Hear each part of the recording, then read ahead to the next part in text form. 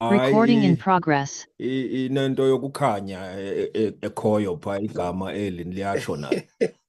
Yes, yes. I siyabonga, siyabonga. Nje. Sure, sure. Sure.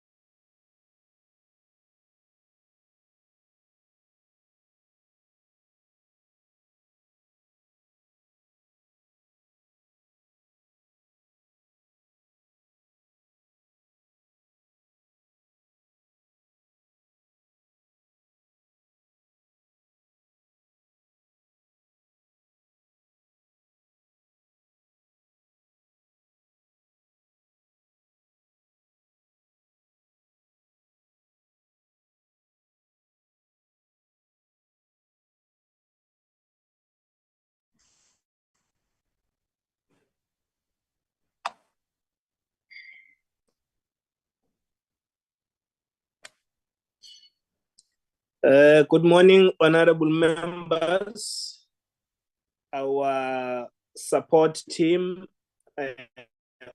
of the Select Committee, and all those who are following us on the public streaming. Let me take this opportunity to welcome all of you. We are about to commence our business of today at exactly 10 o'clock. Let's make sure then us before we begin our business of today. Thank you.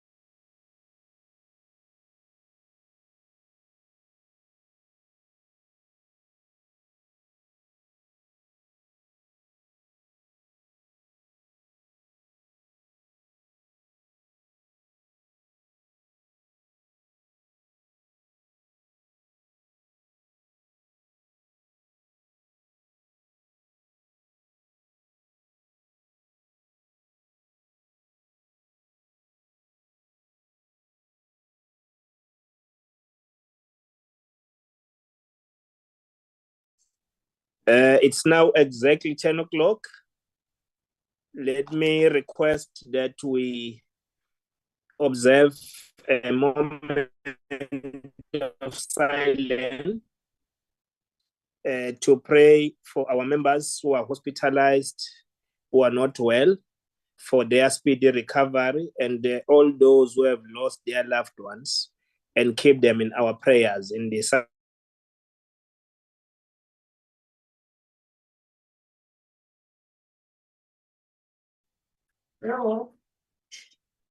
We've lost you on Silent audio. prayer and pray Chair, for you the are lives not are saved. audible. Can we all observe Chairperson. a moment of silence?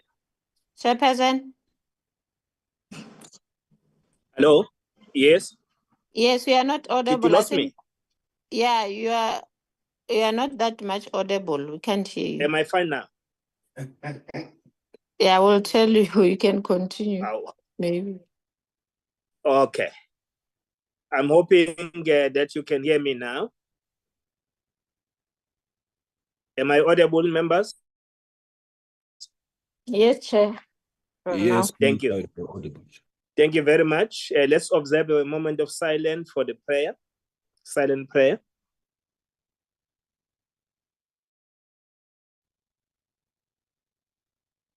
Amen. Thank you. Thank you very much, members.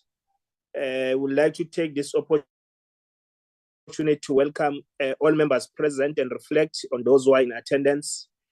We can see that our Chief Whip is with us, Honorable Memang. We wish to recognize our Whip of the committee, Honorable Molokome, Honorable Nzimande.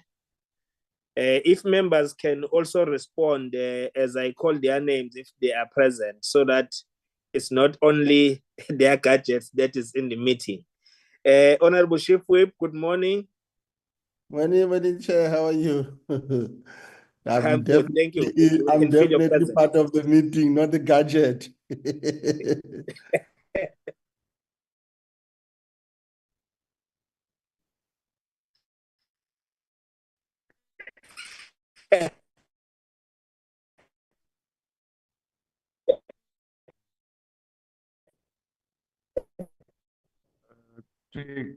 Sorry We for lost interrupting, him. but you are not audible.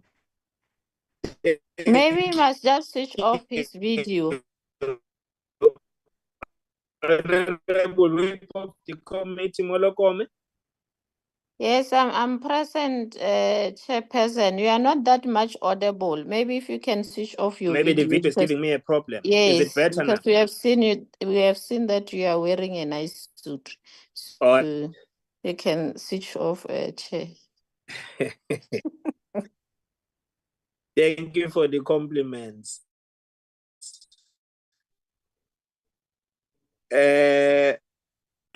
Honorable Badenhorst. Not present, Chair.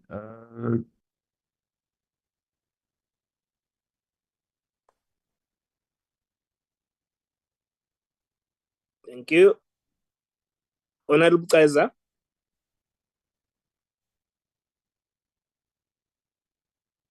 I'm present, Chair. Thank you very much. Thank you very much, and welcome back, Honorable Kaiser. We move to Honorable Skir Kocher. Good morning, Chair. I'm present. Thank you very much. Honorable Makesini. Thank you very much, Chair. I'm present. Thank you. Honorable Zimande.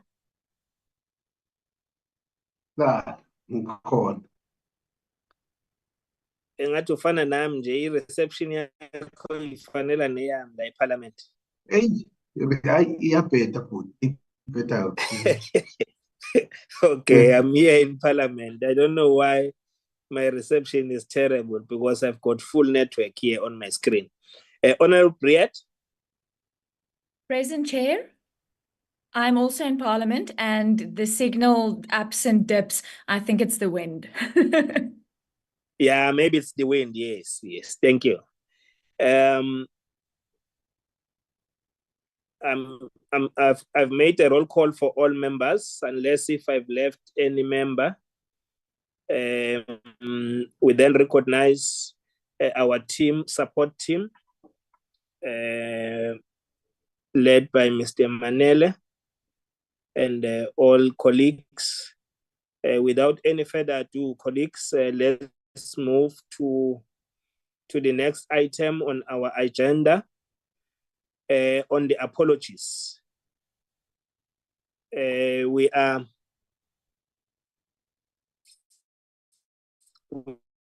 certain that most of members are here, but there is an apology from Honorable Indisposed. But let's check with Mr. Manel if there are other apologies. Chair, officially we've got, as we've indicated, one apology from Honorable Peter, and there's a formal apology from the Minister of COGTA, Chair. Thank you.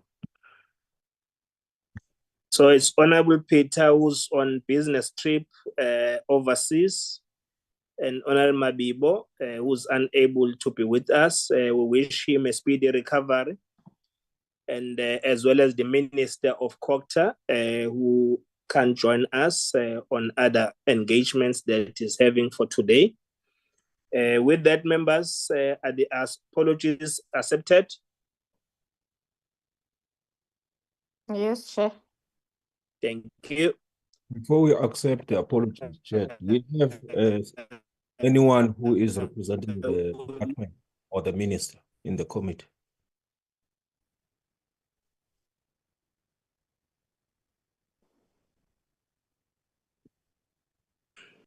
Present.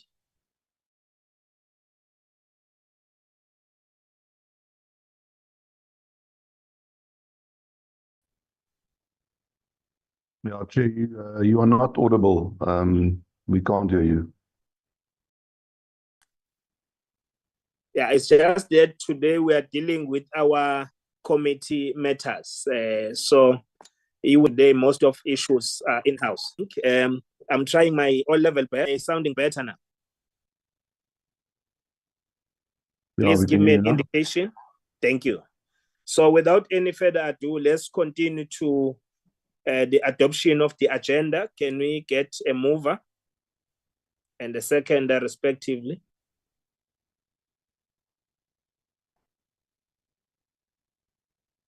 I don't see any hand on my gadget. I move, Chairperson. Honorable Makesin. Honorable Sorry. Makesin moved. Can we get a seconder? Honorable Molokome, I second the move. Thank you, Honorable Whip. Seconded the adoption of the agenda. We'll then move to the next item, members, which is the reports, adoption of the reports. We'll start with 2.1. Members will recall that we had engagement with the MEC of COGTA and KZN. He tabled the report. Part of them, we have processed them, and of our deliberations. The report have been circulated to members. Can we get comments, if there are comments, before we adopt the report? Are there any comments?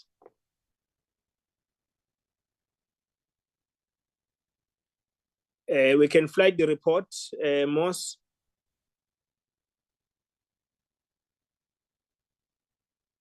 Thank you, Chair. Chair, our researcher, Tsepo, would flag the report. Tsepo?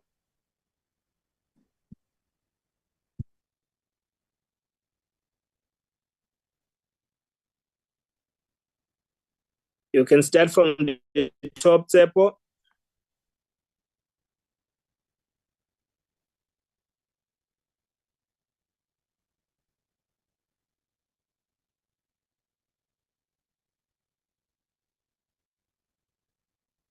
Oh, I should start from the top. Thank you.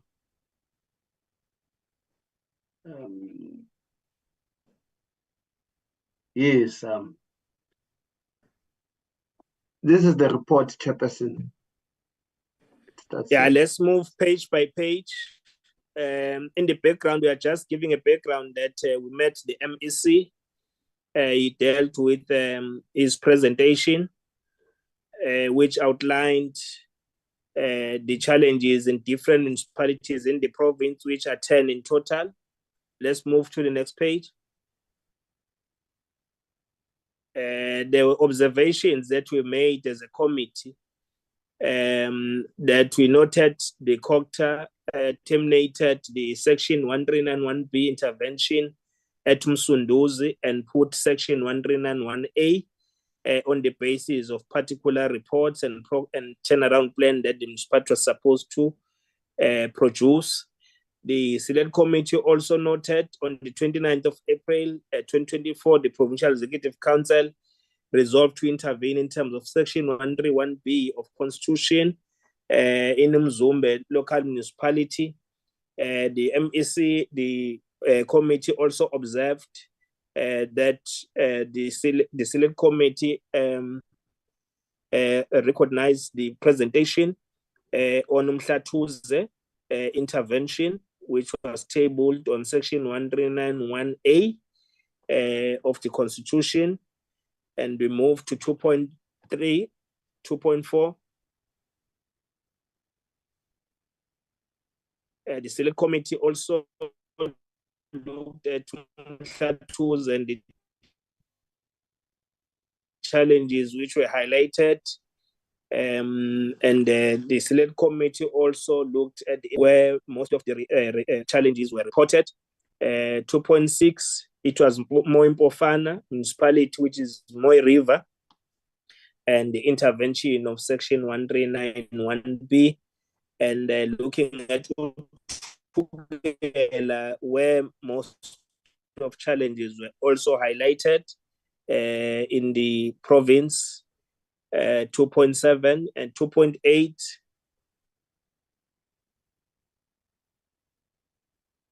Inkosi Langalbalele local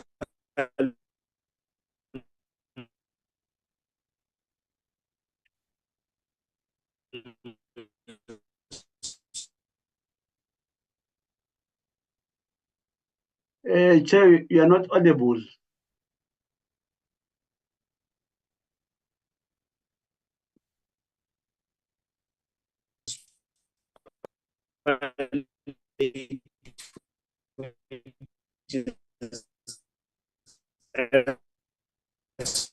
court,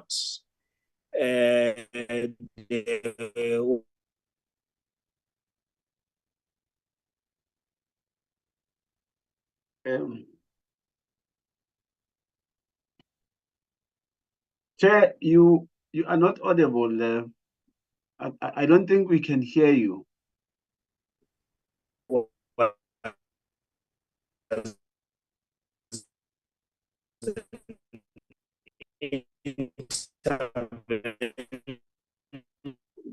I think one of the staff members needs to call the chairperson to tell him we can't hear.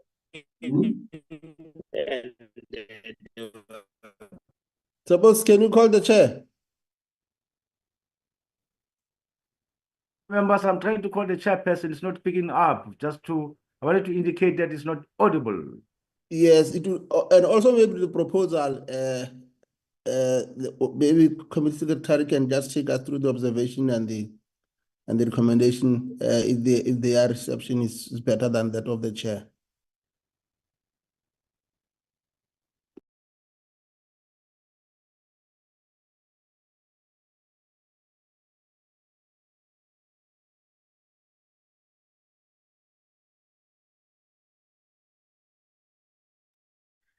I can't hear anyone talking, but I can see the moving of the presentation, or the report rather. Yes, members, I'm back. I've checked out and came back. Is it clear now? Chair, it's up and down. You're sometimes audible, sometimes you're not audible. Can I make a proposal? I don't know what. Yes, can I make a proposal, Chair? Sorry? Can I make a proposal that you allow one of the other committee secretary of the researcher just to take us through the observation and the recommendation, so that at least if their reception is better than that of the chair. Thank you. Yes, Moss, can you take us through the observation?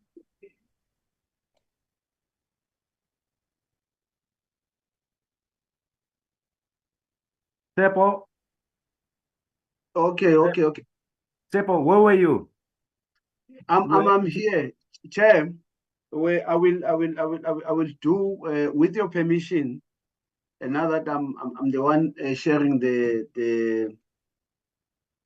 presentation, can I take you through the recommendation? Because I think that the chairperson had gone miles in dealing with the observations of the committee. Because Chairperson? Sorry, Chair. The chairperson was at Inkosi Langalbalele. Okay. We were still going through, and yeah, Inkosi Langalbalele going towards Umzumbe. Okay. Through you, Chair, can I go on? Yes, proceed, Sepo. Okay, thank you. The chair was still explaining that the select committee welcomed a commendable progress in resolving substantial number of challenges that led to the intervention at Nkosi Libalele. I was saying we must. I can't hear you, Chair. You're not audible. Proceed, Tsepo. Okay. I was saying the at Nkosi Libalele local municipality, the select committee welcomed a commendable progress in resolving the substantial matters and the challenges that led to the intervention. And it further welcomed the assurance that the municipality was now operating with a funded budget and that all senior positions had been filled, and that the assurance that the municipality had reviewed its organogram and that a completed establishment was to be submitted by the end of September.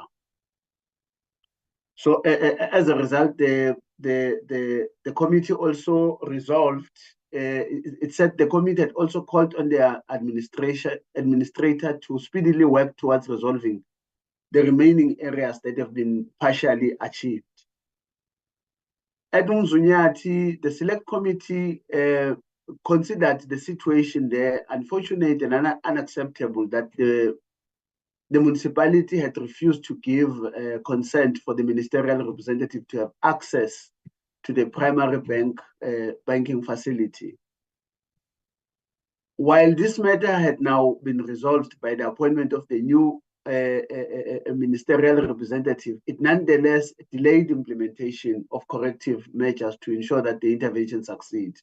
However, despite this, the committee called upon the administrator by the department, appointed by the Department of COGTA, to urgently prioritize the investigations into allegations of maladministration, fraud, and corruption to ensure that they are resolved.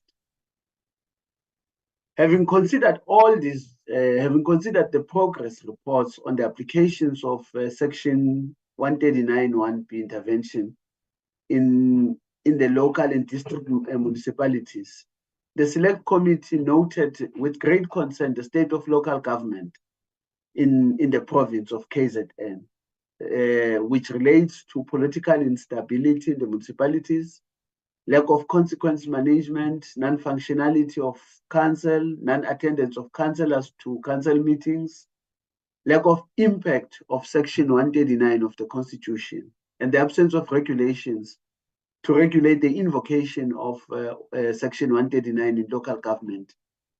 And that there is a need for the Select Committee to consider tabling its legislative proposal on the invocation of Section 139.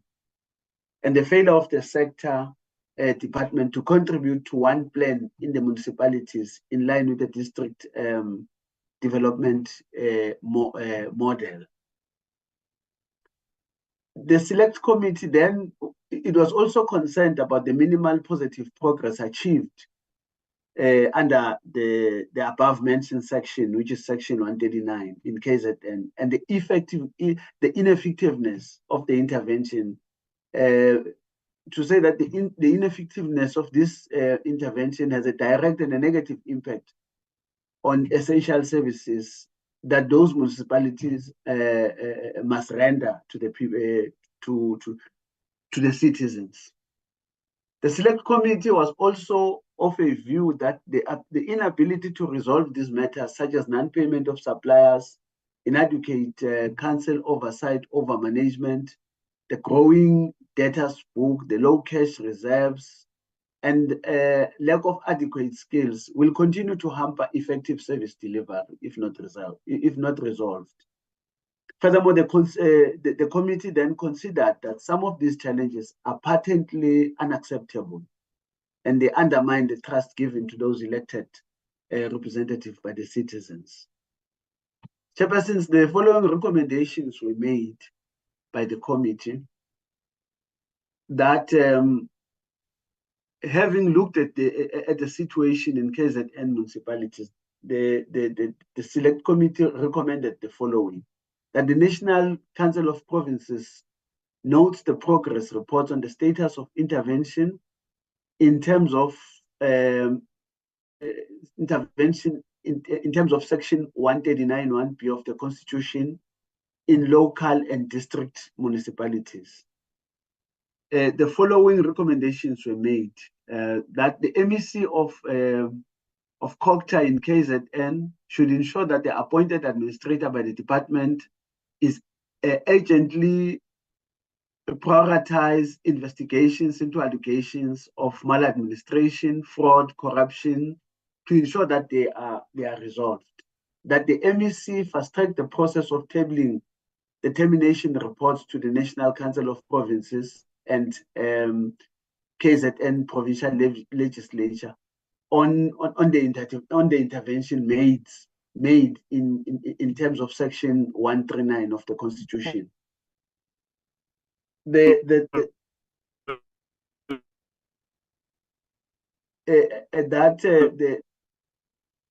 I can't hear. I on the platform, Chair.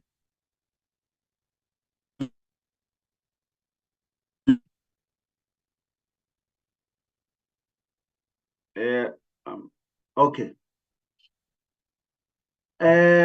the other one was that the KwaZulu-Natal MEC of COGTA should provide an update report to the National Council of Provinces and KZN legislature on the outcomes of court cases in Umhlathu, the local municipality, and Zululand district municipality. That in the spirit of cooperative governance, the Select Committee on Cooperative Governance and Public Administration, the Portfolio Committee on COGTA and KwaZulu-Natal Provincial, and the Portfolio Committee on COGTA in the KZN Provincial Legislature during the 2025 parliamentary term should conduct a post-intervention impact assessment to monitor progress made in the invocation of Section 1391B of the Constitution in local and district municipalities across the province.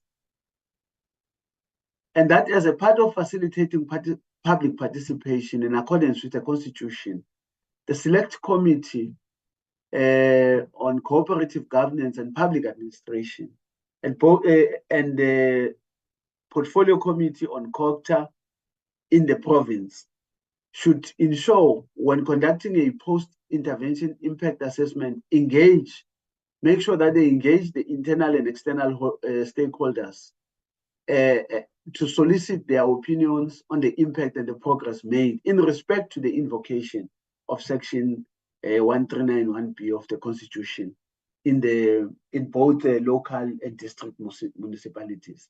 These were the recommendations made, Chair. I pause for Chairperson. Thank you.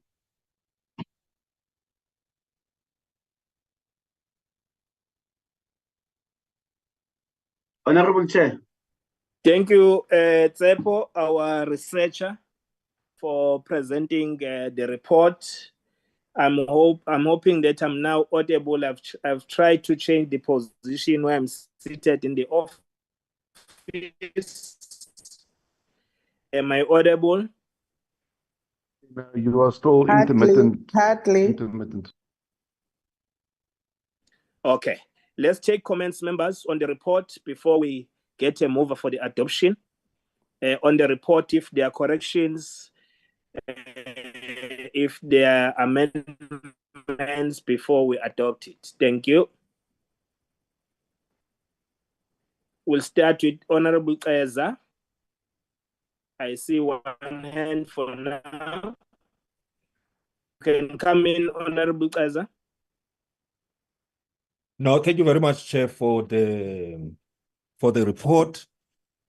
Chair, I'm going to start. Perhaps we remind each other of the legislation, and then I'll get to the issues pertaining to Zululand.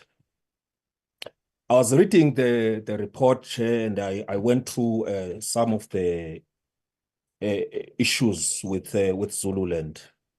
Section 139(1)A of the Constitution says that when a municipality cannot or does not fulfill an executive obligation in terms of the constitutional legislation, what are these executive obligations, Chair?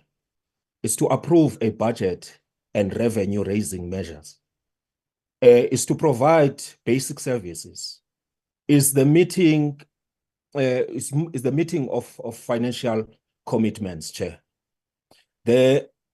It says that the relevant provincial executive may intervene by taking any appropriate steps to ensure fulfillment of that obligation, including A, issuing a directive to the municipal council, describing to the municipal council the extent of failure to fulfill its obligation and stating any steps required to meet its obligation. Now, second, is that Section 106 of the Municipal Systems Act gives the member of the Executive Council for local government to the power to investigate allegations of serious maladministration in a municipality, to request information from the municipality, appoint investigators, and in doing so, Chair, the MEC has to can use the investigation of the Section 106 investigation to investigate maladministration, fraud, corruption, theft, and other serious malpractices.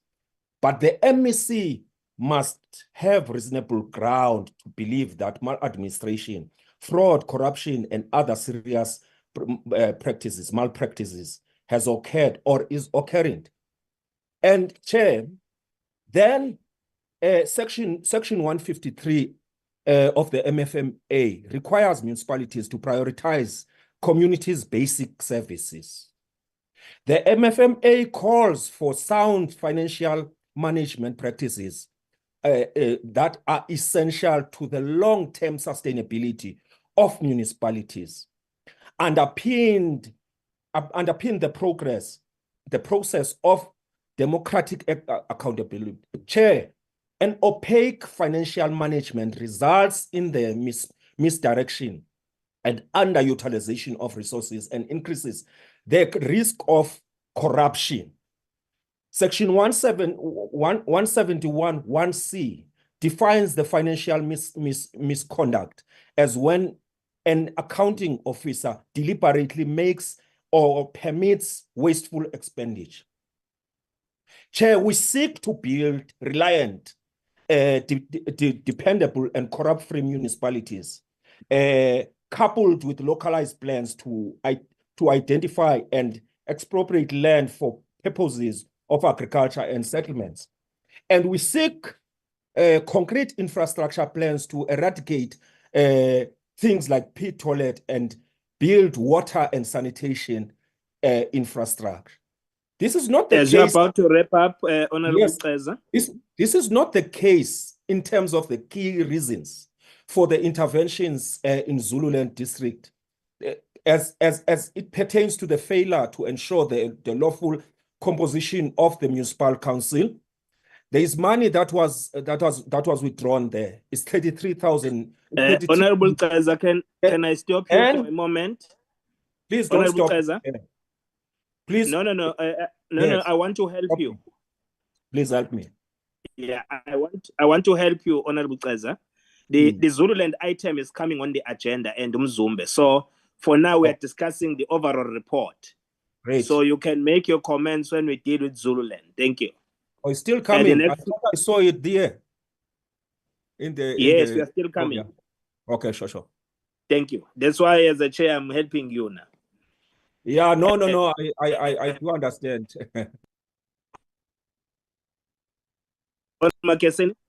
No, thank you, Chair. Thank you. Honorable Makesini. Thank you, Chairperson. I was also confused because I thought you are in 2.1 on the agenda while we are receiving the report of the MEC. The only clarity that I will seek to get to the MEC on the recommendation on the issue municipalities like Nkosi Langalibalele and Umzumbe, is there any progress in that regard since our interaction with him, especially in all those municipalities that has been in the administration from 2016 to 2017? Thank you, Chairperson. Am I the one with a challenge of network, or you also experience a challenge, Honorable Makesini? I'm not sure, but on my side, it seems it's fine unless I'm not audible. It looks like you are also cutting off. No, I wanted a clarity whether is there any progress on the issue of Langalibalele and Umzumbe since the last interaction with the MEC. Thank you, Chair.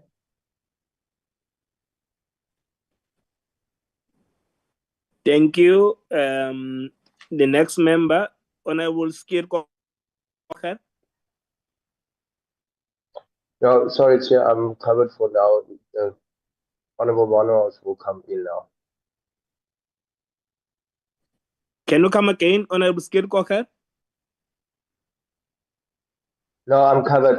There is something. It's on this. Oh, you are covered. So, okay. Thank you. The next member on my list, Honorable Badenhorst. Hi, Chair. Good morning and good morning to the colleagues.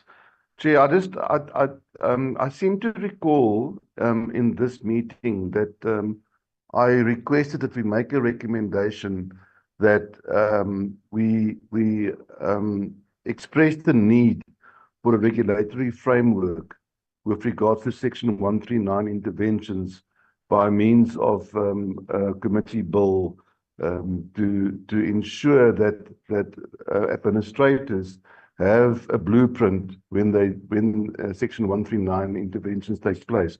Now, I don't see that as part of this these recommendations now in the report. I just want to get clarity on that, please. Thank you, Honorable Badenhorst. You are correct. It's an omission that must be inserted here because we resolved. It's part of the recommendations. You are correct. You have captured it correctly, that we agreed that that section must be inserted. Honorable Moimang, Chief Whip. Thank you, Chair. Greetings to yourself and fellow honorable members and the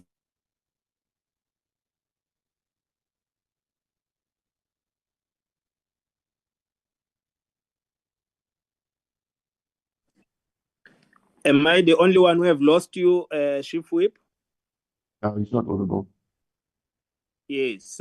Chief Whip, are you still there? Yeah, there is a challenge of network in Parliament. Chief Whip, are you still there? We have lost you, Honorable Chief Whip.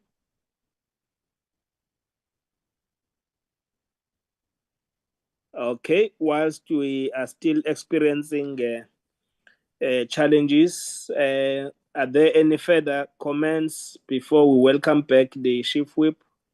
The person?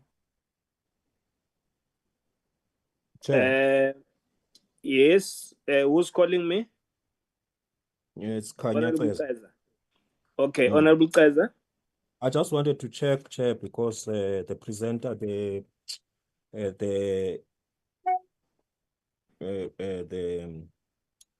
person who was now presenting spoke about the spirit of cooperative governance, and he says that there should be post intervention in regards to the impact assessment of Section 139. Did the committee look into is it the post intervention or only or is it also the pre-intervention impact assessment? My apology, Chair, I was disconnected. Yes, you can come back, Honorable Whip. Thank you, Honorable Thank you. Kaiser. We have noted your comment. Is it better now? It sounds better now, Honorable Chief Whip. The Chair, I was just saying that, look, the report captures the thrust of the triggers that led to the intervention, and clearly from the presentation that we received from the department led by the MEC, they were able to isolate progress made in relation to those triggers and areas where there's not been movement on those triggers. So therefore, it is only logical, Chair, that we accept the report as a true reflection of the presentation that we received from the MEC and from the department in relation to those 10 municipalities where Section 139 was used. So therefore, my view is that let's recommend the report to the House. Of course, as you have correctly pointed out, there are those two isolated, Zululand and Umzumbe, where we'll be dealing with them. But other than that, I'm happy with the report, Chair. Thanks. Thank you. Let's get responses. Unfortunately, we don't have MEC with us in the meeting to respond on the progress made so far. I think the MEC will be joining the plenary on Wednesday, tomorrow, when we present the report. And members are at liberty to make their comments. Then we'll call back the MEC to check on the progress as we have agreed in the recommendations. The insertion of what Honorable Badenhorst, especially on the regulations of how these Section 139s are guided, so that they are not too open, but also they give specific timelines in terms of the interventions, so that they do not become an open exercise without giving it giving life to it, that it really makes an impact in the municipality where these interventions are put. Unless if there are other comments, but there is a mover. Honorable Chief Whip have moved that we adopt the report as a true reflection after the amendment on what Honorable Badenhorst raised.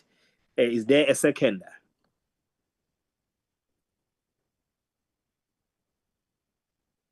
Honorable Molokome, I second, Chair. Thank you, Honorable Molokome.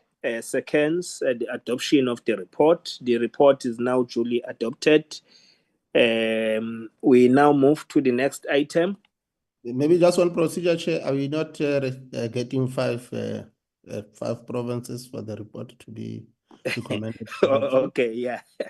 No, you are right, Honorable Chief Whip. Can we get an indication? Northern Cape have moved. Limpopo seconded. Can we get another province supporting this? Mpumalanga supports. Mpumalanga supports. And the next province? Free State support. Free State support. Any other province? KwaZulu-Natal, obviously. Support.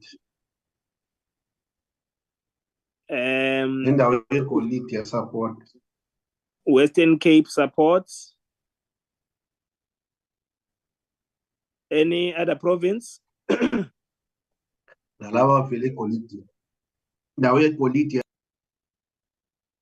can't hear you. Support.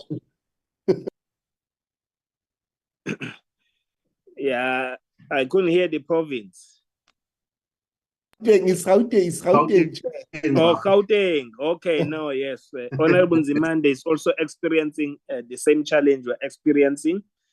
There's no province that have decided. KZN obviously is in support. So all provinces have supported the adoption of the report. We now move to the next item on Umzumbe, on the interventions, the two Section 139 interventions.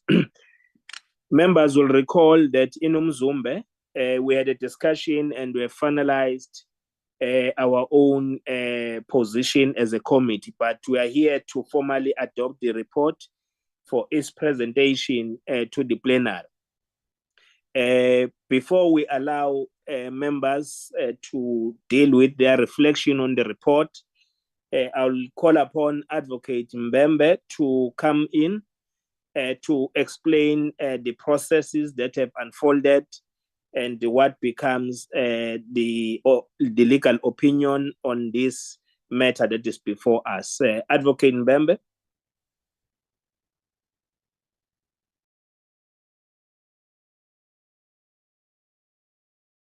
Thanks, Chair. Good morning, members. With regard to Umzumbe, Chair, we initially you can start by showing your face, Advocate, then you can switch off your video after showing your face. Okay, sir. My visitor face, okay, I'm trying to do that. Can you see me now, Chair? Yes, we can see you. Thank you. Yes, you can proceed. Chair, I'm saying, Chair, the Umzumbe intervention, initially, when we were processing the intervention received, we were taught that we never receive it because it never reflected in our received emails. And I only got alerted about it when I was called by the Secretariat,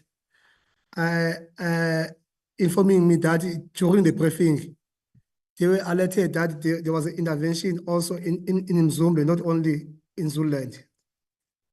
Whereby I indicated to him that on our records, we never received it.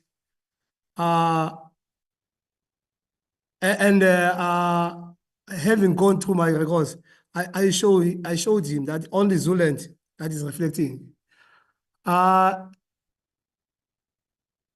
When we were in Umzumbe, I indicated that even to the chairperson and the whip of the committee, whereby the chair advised us to, before we conclude, get the confirmation from the department, whereby we asked them to send us the date and whom the email was sent. And in the email, it transpired that it was sent to my email. And when I look in my emails, I find that it went to, there was an IT problem. It didn't come to my emails. But it shows that it was sent on the date, on the 15th to my email. And I was the only recipient that was sent to in Parliament. Because of that, the Umzumbe, you couldn't process Umzumbe according to the normal intervention management processes.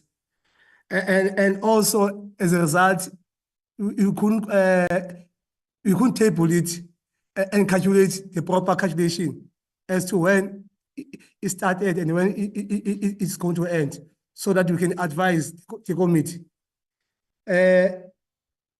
That's what happened in the, but in the report that I prepared for the management was that in terms of the rules, the recipient of documents is an office of the chairperson, and we should advise the department on that the recipient of the document is the office of the chairperson. The staff can be copied. And also, we should also try to find out from IT how can the issue of the spam emails can be addressed, so that important emails that are sent to Parliament are not hold on by IT problems. That's how she again explain regarding the Umzumbe crisis. Thank you.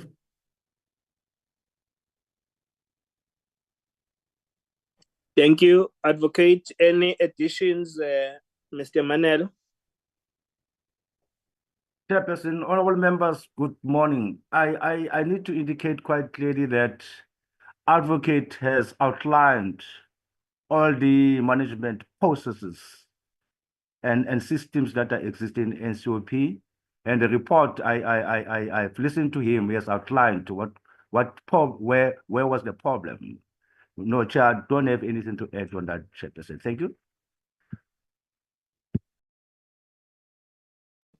So did you deal with the issue of the signature of the date? Because there was only a signature in the letter, Advocate and Mr. Manele.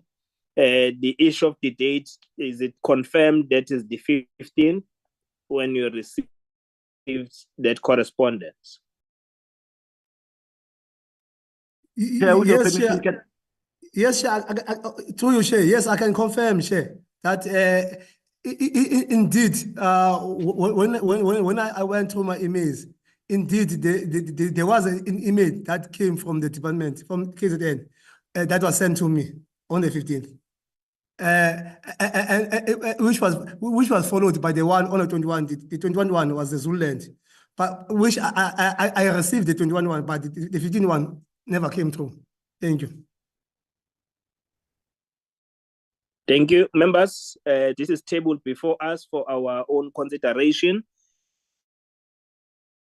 But remember that the report was dealt with and the resolution was taken Unfortunately, looking at the timeline of that report, the report was not due on the 28th, it was due on the 24th. As a result, the time have lapsed. So therefore, the report that we are presenting it for the records and also processing on the matters that are included in the report because we conducted oversight. But the plenary will be required to note the report, not to approve the report. In fact, the department and stakeholders recommended that the section 1391B should be withdrawn or should be discontinued with in that municipality.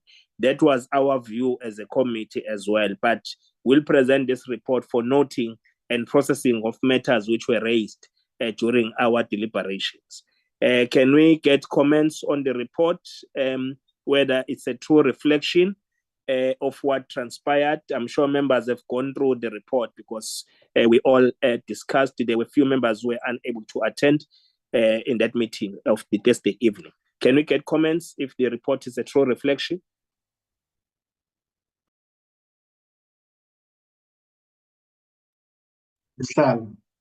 Honorable Skir Kocher, you are the first. You'll be followed by Honorable Umzumbe. Thank you.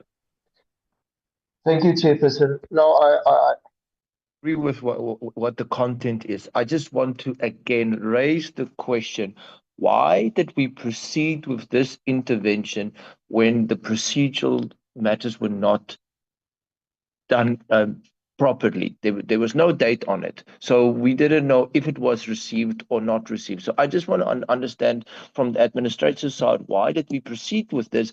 And how can I say, waste the entire morning for a report that should not have happened because there was no date on it, and then it lapsed already on the 24th and not the 28th.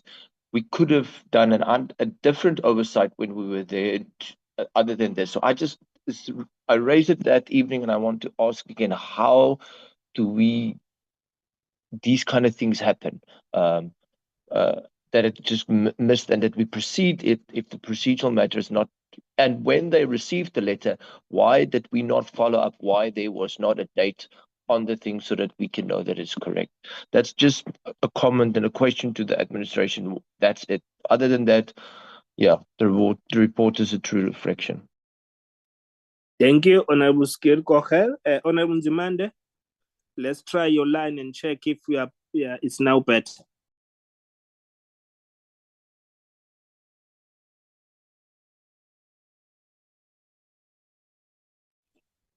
Honorable Umzumbe, you can come in.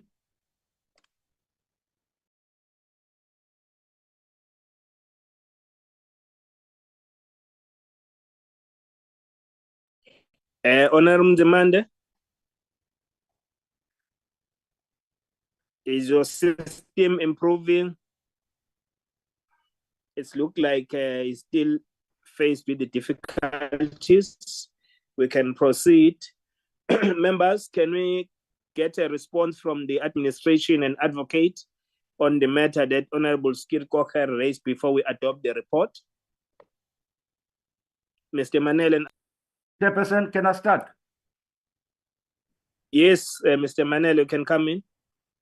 Honorable members, you will recall that when the KZN MEC made a presentation on the status of Section 139 in KZN, there was a paragraph where there was an executive undertaking to say the KZN provincial government is also resolved to intervene in Umzumbe local municipality. And I think from our side, from a coordination point of view, members will recall that towards the end of the meeting, there was an emphasis from the committee to say, one, there must be a process plan to deal with interventions before the interventions as indicated by the MEC. And that included the Zululand and Umzumbe local municipality. However, with regard to the actual notification of Parliament, that matter was in question. Hence, the whip was briefed, the chairperson was briefed, but the chair was not happy with the process to say, is there any letter that has terms of a reference and when exactly was intervention issued? I recall that Dr. Skenkochel, during the oversight visit, you also mentioned in a WhatsApp group that one, is there any analysis that has been done on Umzumbe municipality? Or is there any document that outlines the intervention, including the reason for intervening, the triggers and the terms of reference? I then immediately responded from the secretariat. I asked the departmental official and say, in terms of parliamentary record, there is no letter that's been tabled. Can you please assist? The notice that I shared through the WhatsApp is unsigned one. But subsequent to that, after a follow-up chair, there was another one, the second one. That one is the second one that was sent by Advocate Mbembe. Now, in summary, what triggered the decision to go there? One was the executive commitment made by the MEC during that presentation. Two, noting that will be in KZN and it will be justifiable to do so to include Zululand and Umzumbe.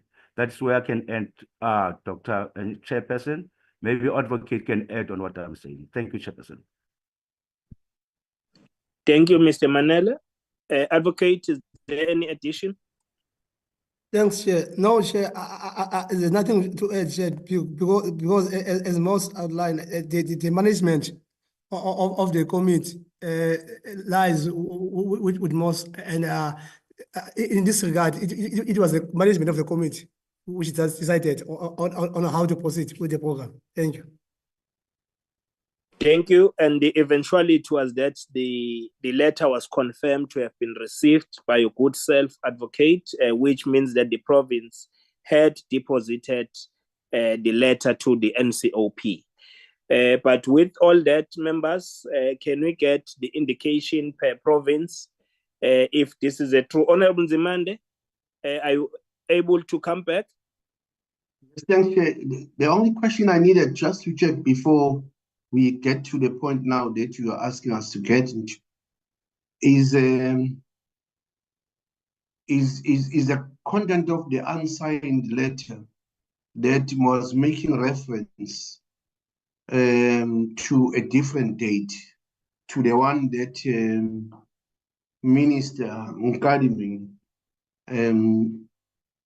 wrote on 11/06, which letter then speaks of the 14th in relation to what was written to the minister. Can maybe Advocate and Moss clarify which is the appropriate date that we should go with in terms of the two letters? The other one is talking of the 15th, the other one, I guess, it's talking of the 14th. Thank you, Honorable Nzimande. Advocates and Mr. Manel. Thanks, Chair. If I may clarify, Chair. Chair, if I understand well, like the NCOP, in terms of the email evidence, received the letter from the MEC's office on the 15th. And the 14th, if I understand well, which Mr. Manel will clarify. I think the 14th is when the minister of COGTA, the minister, received the correspondence from the MEC.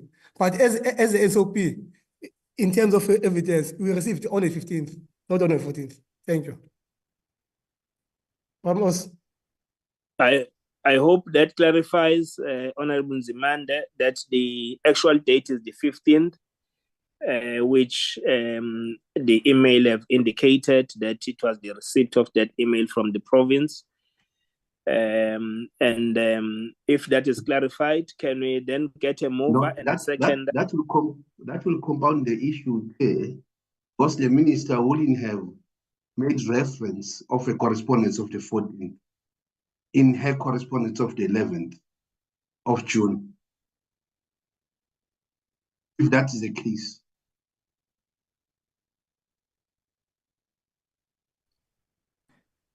Yeah, it means, Honorable Nzimande, that the minister received the notification earlier than the NCOP. The NCOP is the 15th and the minister is the 14th.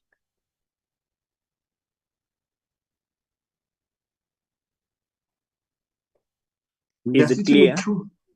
We are sitting with two correspondences from the minister, all right? Making two different dates as point of reference of what was written to the minister. The date of the letters, the one that was unsigned, speaks of a different date. And the one that is signed speaks of the 14th. That's what I'm trying to ask. And it's not a comparison between which date did the minister get in comparison with the NCOP.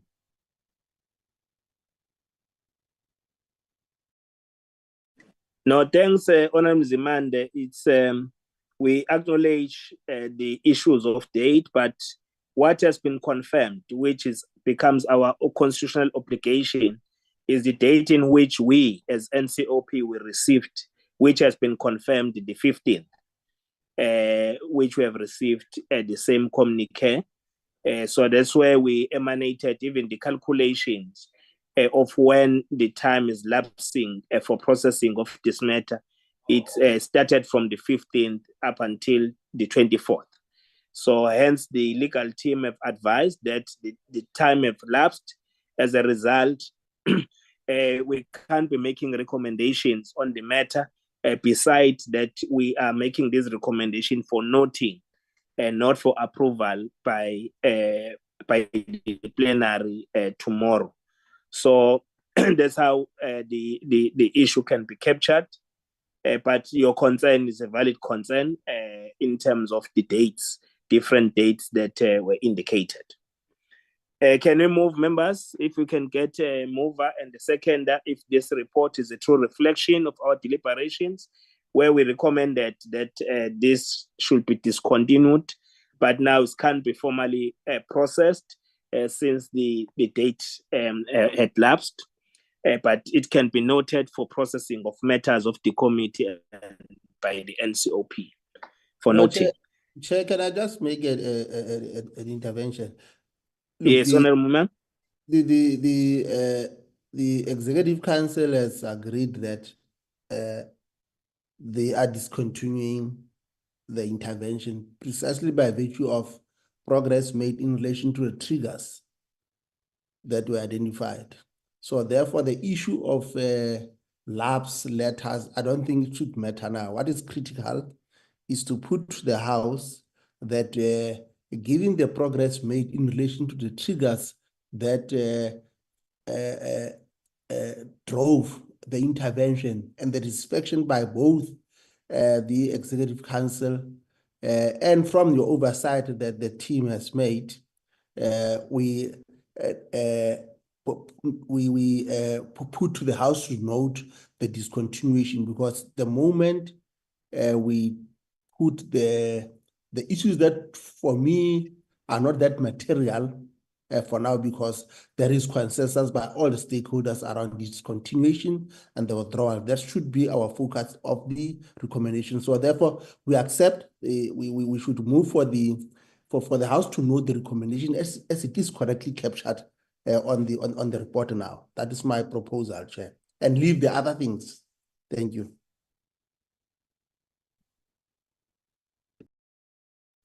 Thank you, Honorable Chief Whip. I'll request that we have the member who was present on Thursday to move for the adoption. Then, as provinces will then support for the records. Can we get a mover? Chairperson. Yes, Honorable Mackensen.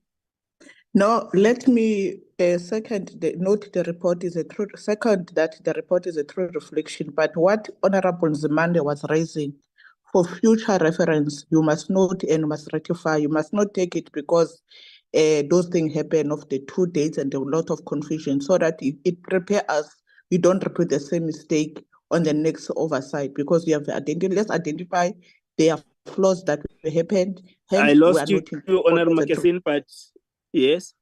Yeah, let's just, we cannot just dismiss what Honorable Nzimande was saying. Let's note for the lesson that we must not repeat it again for future reference, but I second the issue of the report. Yeah, you are moving since we are present on Thursday. Yes. Can we get a second that then provinces will reflect their own positions?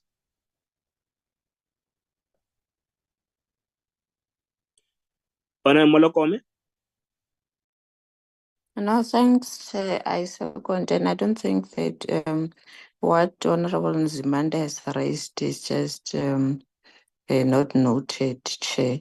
I think it's noted, and what Honorable Muiman, Chief Whip, has indicated to say, maybe let's concentrate on the recommendations, but also noting the omissions that were made and what or members are emphasizing in terms of even next time when we have or we'll have to embark into another oversight, we'll have to check whether all the necessary documents are there before we can even embark into another oversight, so that we don't experience the very same thing that we are experiencing. More so that we don't even have enough budget for this committee. So we must be mindful of those issues, Chair. So I second the move. Thank you, members. We are all in agreement that preparations should be effected thoroughly before we go out for any oversight.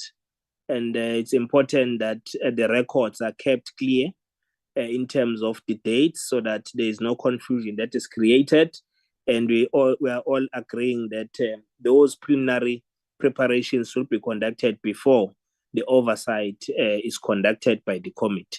With that, can we get the reflection by provinces? You can come and mention your province if you are in support. Limpopo supports. Yes, Limpopo and Free State supported. Yes. Northern Cape supports, Chair. Northern Cape supports. Western Cape support. Western Cape support.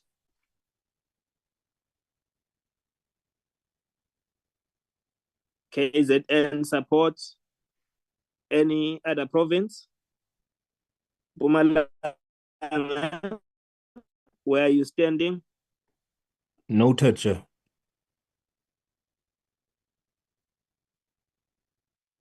You note the report. Thank you. Which province we haven't checked? Yes, Yeah. we accept the report. Thank you. So all provinces have supported the report for its adoption. Can we move to the second report, which is Zululand?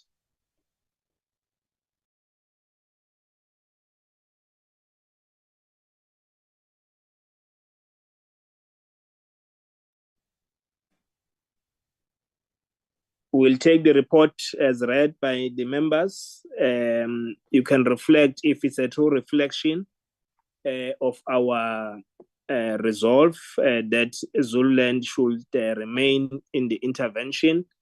We also noted that there is still a court matter that is pending on the same intervention by the province, but we said the intervention should continue. Let's allow members to reflect on the report if it's a true reflection, but a decision was taken and the recommendation was made that the district should remain in the intervention. Any comments on the report? Is it a true reflection?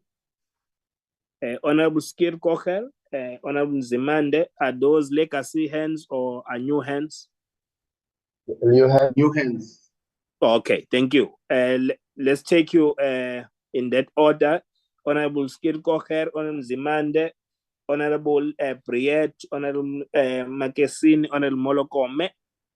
In that order, please. Okay.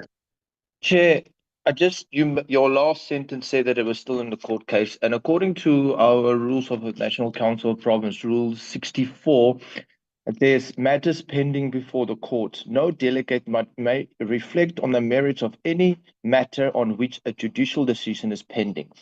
So based on that rule, Chairperson, we can't make any recommendations or any ruling on this report until we've received back from the court. So we can't present this to council because it's still in court.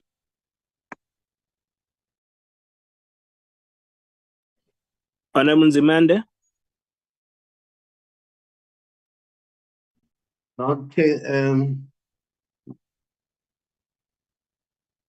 on our side, we just want us to reflect on the two matters in the following. First,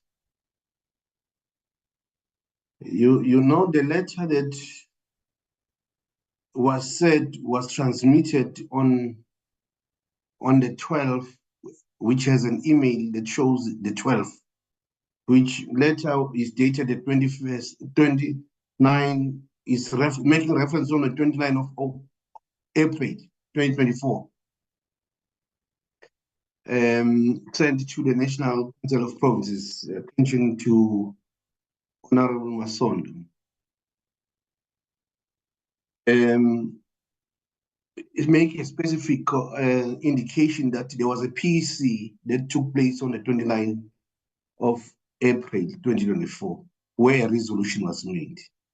But when we try to probe further to get a letter that is signed now with the date of the 21st of May 2024, the date of a PC has changed to be the date of the 15th. Now, the question is really, were there two PCs that took a same resolution on the very same matter? Or there is something wrong that obviously may affect our resolve on the matter on a procedural aspect in particular. If we may be clarified by the Secretariat or the advocate, maybe that will assist whether KZN had two pieces when you look at the two letters, because they make reference of the piece of the 29th April and the other one is making reference of a piece on the 15th of May. In relation then, if that is clarified and it may not invite some challenges of whether we applied our mind on the matter, I will believe there is nothing that can prohibit us to exercise our constitutional right without or obligation without getting into the merits of the matter. But as long as the procedure in terms of notification shows some discrepancies, maybe that will require us to reflect to it before we adopt the report. Thank you.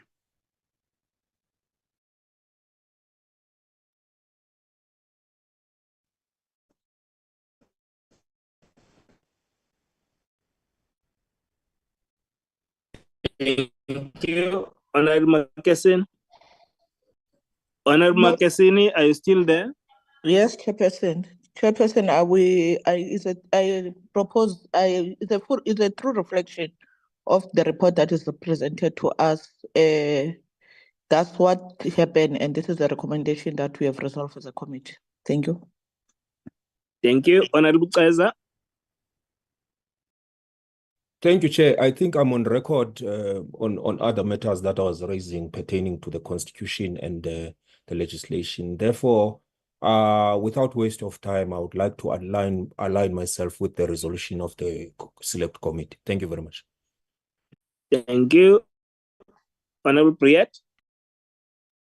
Thank you, Honourable Chairperson. No, Honourable Chairperson, even though I was not there, I did read the report and I had discussions with members, with members of the committee that were in attendance. And let me maybe start first by saying that I think the Honourable Skeerkogel asked an extremely important or made an extremely important statement that is pertinent to this.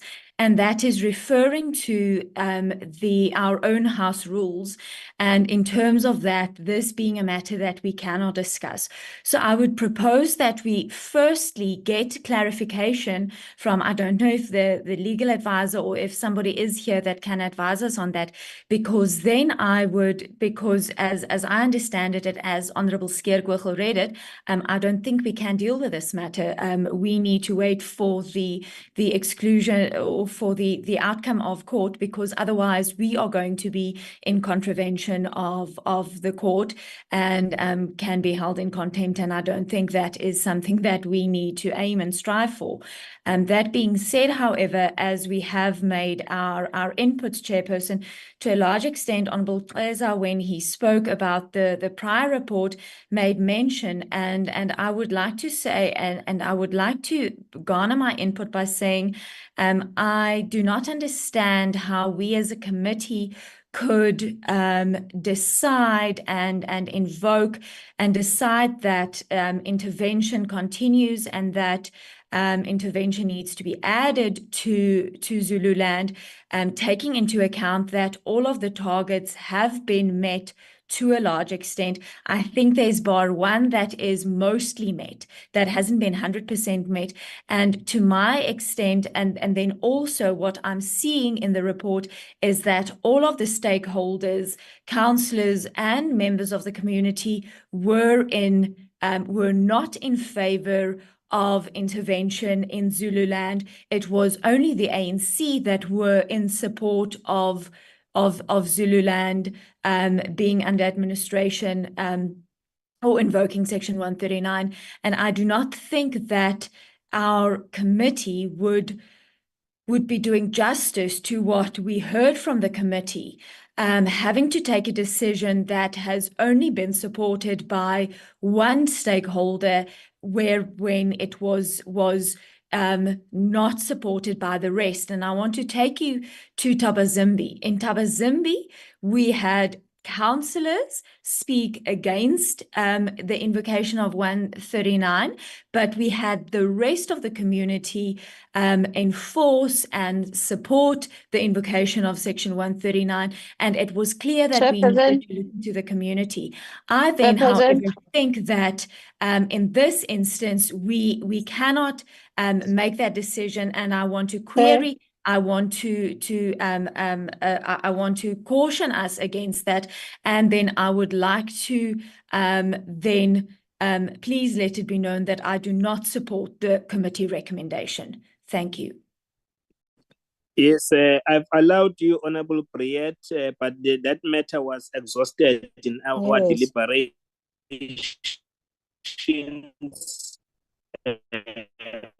On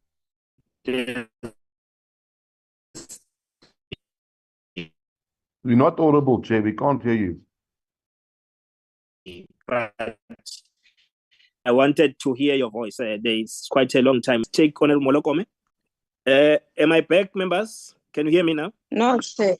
Yes, I wanted to Molokome? come in when an honorable member was speaking to say we had a meeting and discussed around this issue, and there was recommendation that were made. So I couldn't want us to go back to those discussions that honorable member was raising now, to say as members we have visited that municipality and we know what transpired. Hence we came to this recommendations.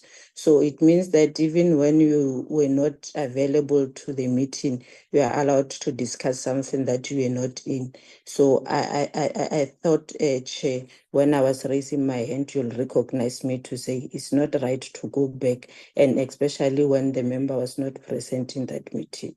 So I think the recommendations... No, Chairperson, on a point of order. On a point of order. Am I still allowed to speak, okay, or should I wait for the order that is raised? Let me take a point of order, Honorable Whip, from Honorable Briet.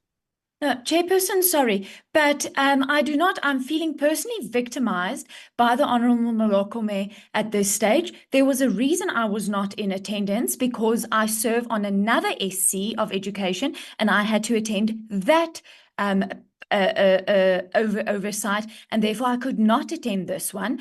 So I really need you to protect me, Chairperson. That is not right. To make these assumptions and to cast dispersions on my character. No, I'm not casting assumptions. I'm saying you are not The order is not sustained. No, thanks.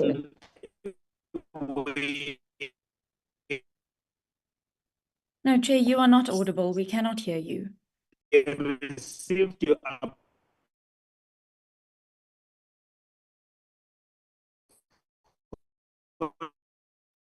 Chair, you are not audible. We received your apology, honorable member, but you are not in a meeting. Molokome, you can proceed. Audible now, members.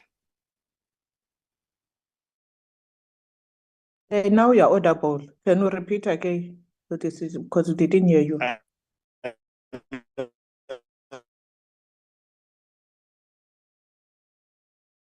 Can't hear you, Chair.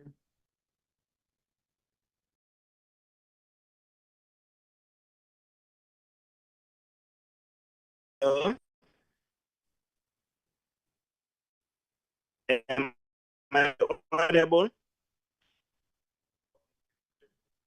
No, Chair. Every time you say, am I audible, we hear that, but then we sustained, don't hear the rest. because since the member and those deliberations were but you can proceed, Honorable Molokome. Before I proceed with my ruling, can you hear me now? Can I get an indication from you if you can hear me? Yes, Chairperson, now you're audible. We couldn't hear your decision of the point of order. I was saying the point of order is not sustained because we accepted the apology of Honorable Briette, and she was attending another portfolio. So we cannot reopen the discussion on the matter which was concluded. So you can proceed, Honorable Molokome. No, thanks, Chair. And I was saying in conclusion, I note the recommendations and in support as a true reflection of what happened in that meeting. Thanks. Thank you. I see the hand of Honorable Badenhorst. Thank you very much. I just wanted to go back to the previous ruling that you've made. You will recall when we had this meeting in the hotel, while we were doing the oversight, that I raised my concerns that that meeting was not recorded, it was not open to the public to have oversight over our meeting. And you need to be consistent when you do this type of thing.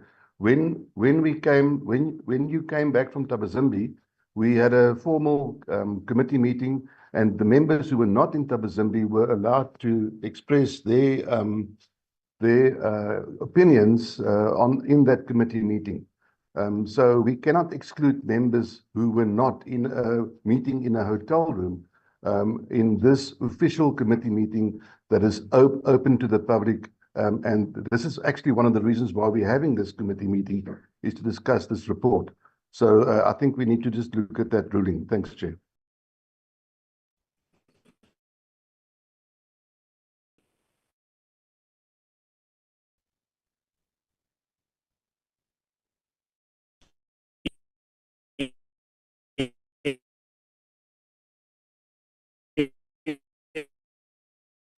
Can't hear, Chair.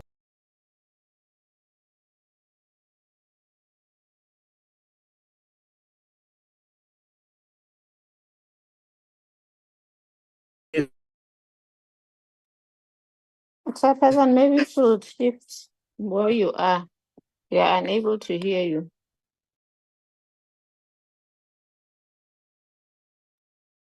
Just move a bit, please. Honorable members, I think I need advice. Isn't there a manner in which we can have somebody who will stand in the future for the chairperson when we get these glitches, you know, until those problems can be solved by the IT. Because ordinarily we would do that previously, you know, elsewhere. Somebody will be standing in for the chairperson, and then when the chairperson comes back, he indicates. Otherwise, we are at we are just not proceeding well. I think you are right, Honorable Kesa. That should be considered, because really, if Chair is not having the network coverage, so the committee tends to suffer a bit. So I think what you are raising is correct to say maybe in future we must consider having someone who's standing in for him. I support the idea that you are coming with, the proposal, in fact. I move that you do likewise, Honorable Mulukume, as you are already on the platform, so that we proceed with the meeting. Members, I try to come back. Am I audible? Yes, you are, Chair. You are, Thank Chair. you. We nearly deposed you from your seat. I'm trying by all means to defend this seat.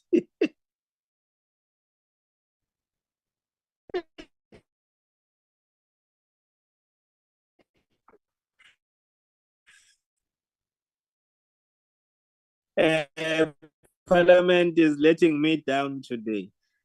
Honored members,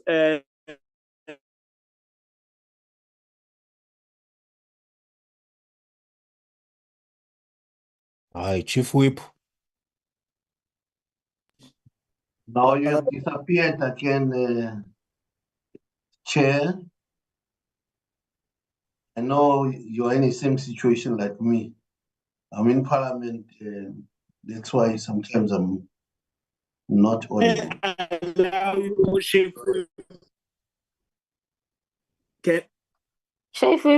I allow Honorable Molokome to continue sharing?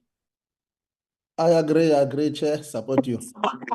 Madam the Whip, Chief Whip. Will I whip and chair at the same time?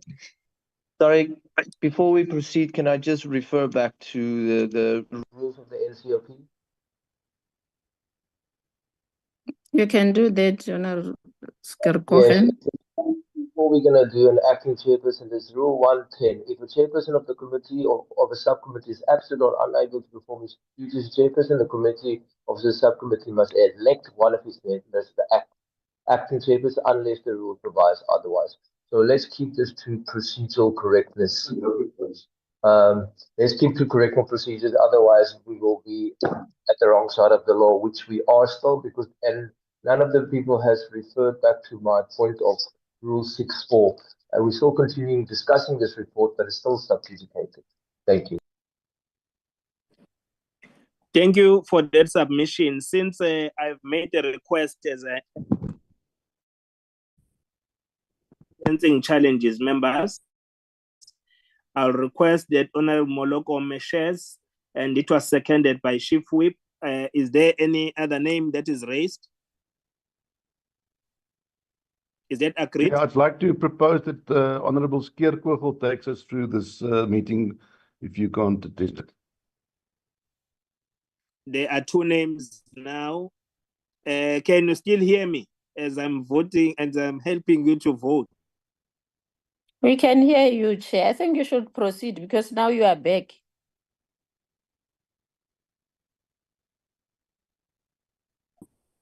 I second the name of Honorable Mulukume in case you disappear, Chairperson.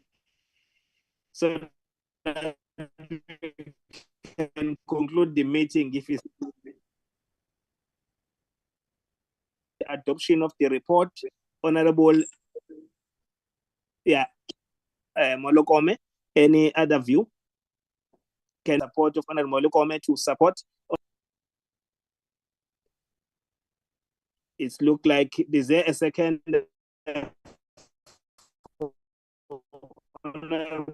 Skirkoker Chairperson, it's Honourable Breed. I second the nomination of Honourable Skeerkogel.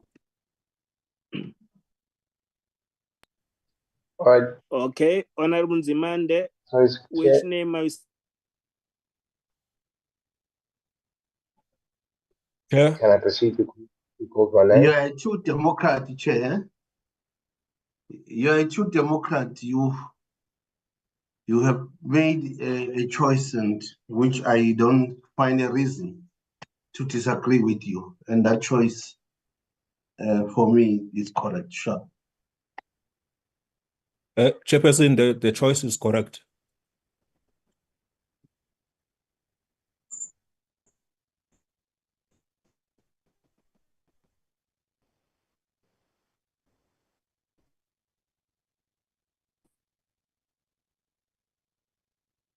Honorable Kume, can you continue with the meeting? No, thanks, honorable members. I think I'll send in for chair as members as requested. And I think there was a hand. I don't know whether it's a legacy hand from Honorable Skirkochen and Honorable Kesa. Thank you, Chair. No, it's not a legacy hand. I just want to know, have we skipped rule 110 now because there was 2 nominations, 2 seconders on that rule? And then before we proceed, I would like to request legal advice based on rule 64 of the rules of the NCOP. Before we can continue with this report, I want legal advice to be given to this committee. Thank you. Thank you. Can we note the hand of Honorable Kesa? Chairperson, on record, there's no one in the meeting, as far as I'm hearing, went into detail, reflecting on the merits of the matter, as the matter is sub judice. I think it's basic knowledge that we shouldn't delve into the issues as the court is also inundated with issues. So I didn't hear anybody unless I was removed. Thank you, Chair. No, it's fine, Honorable Chief Whip. Then after you, they will get the legal advice on this matter. Honorable Chief Whip. Yes, Chair. Chair, I thought maybe let's give to the legal advisor, but to me, I also thought that these are 2 separate processes. There is a court matter against the Provincial Executive Committee, but apart from the Provincial Executive Committee, there's a separate processes that falls within the rules of the and the constitutional imperatives of the NCOP. And the NCOP has not been interdicted to proceed with those processes. So therefore, that is my view. And I'm of the view that let's give over to the legal advisor just to probably give a way forward. But the 2 processes are separate. There is a separate processes that is before court against the decision of the PEC, and it has not been interdicted. It has not been interdicted. We have not been interdicted. So as a result thereof, my view is that we are fully within our rights to proceed. Okay. Can we get the legal advice, Amos, who's leading us on that?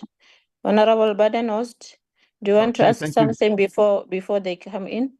Yeah, sure. Now, I just wanted to ask Honorable Muimang to just refer as to the rule that he's now referring to when he says that it's 2 separate processes. Which rule refers to that action? Thanks very much. No, thanks, Honorable Badenhorst. I think let's get the legal advice, then we'll engage after that.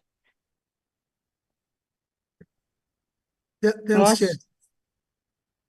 Thanks, Chair. I'll try to give a clarity on this one, Chair. Chair, indeed, I think members have clarified it perfectly that the report of the committee does not dwell on the merits of the matter before the court. And the court has said time and again that when we're talking about sub judice, I think even themselves, they don't understand, because judges have said that their decision is not influenced by the outsiders. So even this substitute rule has become under question by court. But members as a right, the committee is doing is oversight in terms of the constitution. Remember, the constitution says that this will expire in 180 days. And the committee, therefore, now is doing that process as mandated by the constitution, without going into the merit of the matter before the court. Thank you, Chair. No, thanks. Honorable Xesa, is it the legacy hand? Yes, I quite agree. I think it's spot on, Chair, because I didn't hear anything. I thought that the Constitution supersedes anything else as the apex law of the country. Okay. Honorable Kirkhofen. Thank you, Chairperson. Again, I'm going to disagree. The rule specifically said no delegate may reflect on the merits of any matter on which its judicial decision is pending. So there's no two separate processes. We have one court of law in South Africa. So there's no dual processes, any matter. So legal advice. There's an order raised by Chairperson. Honorable Chairperson, I think we have exhausted this matter, and even in our previous meeting, we had a discussion on this matter. We are not dwelling so much on its merit, and we've just highlighted through the legal advice that this should be the way forward. I do not believe that we should reopen the discussion on the matter. So if the member is not compatible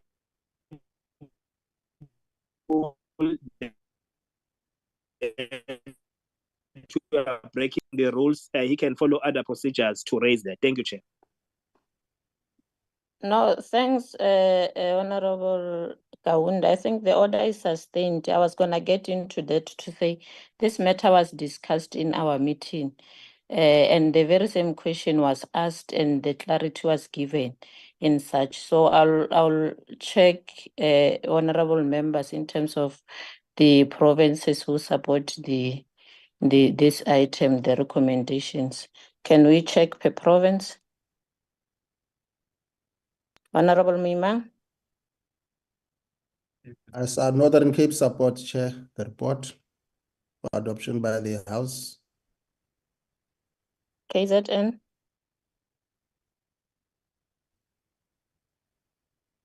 Honorable Xesa. Mpumalanga supports, Chair. Can you check with KZN?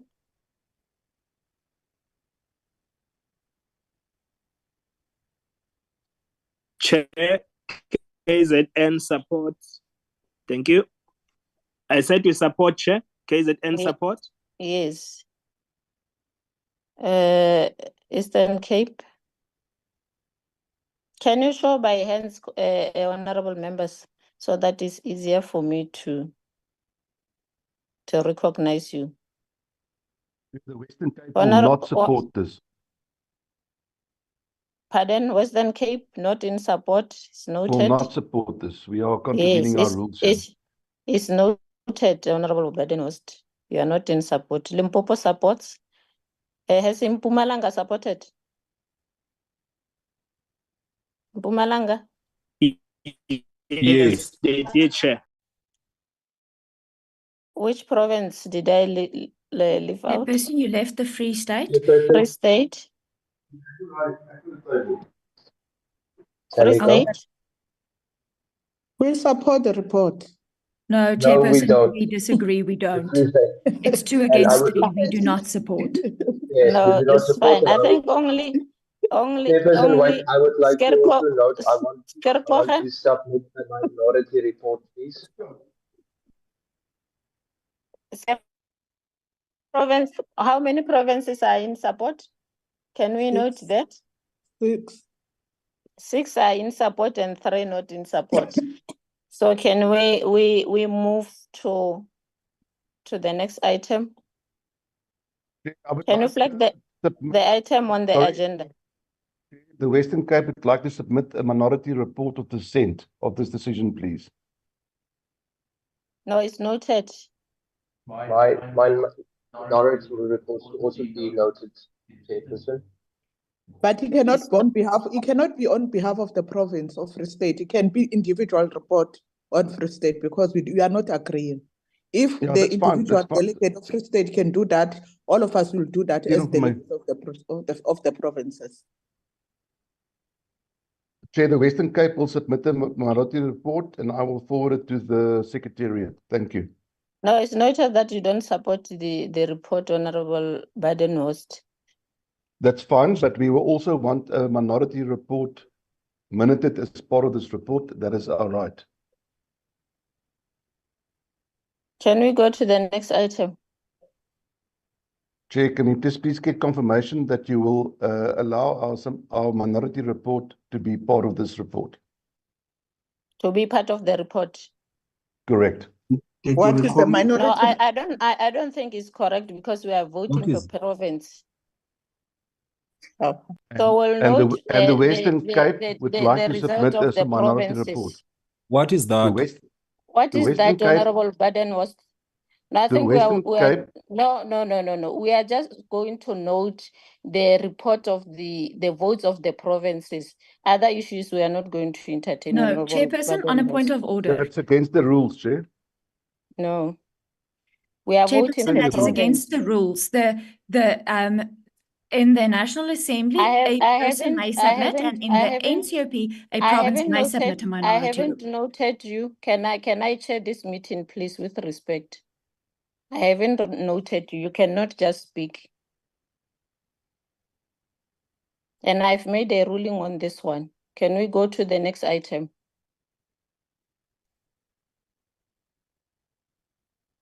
You forgot to ask Gauteng support. It's fine. Next item. Yes. Yes. Next item, 2.4. Can you please lead us on this item?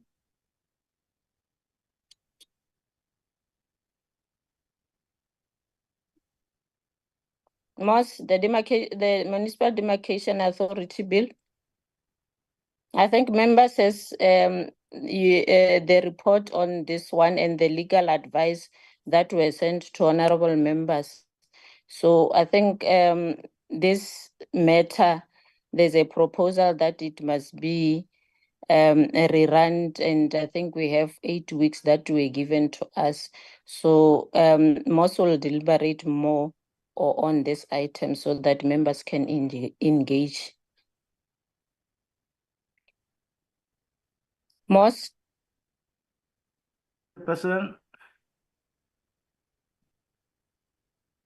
Luleka, would you mind to display the document, please?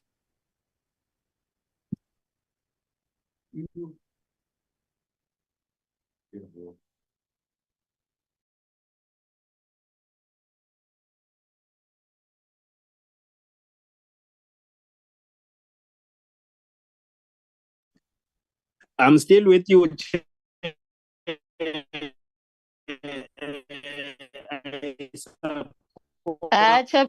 Chairperson, the network is dealing with you.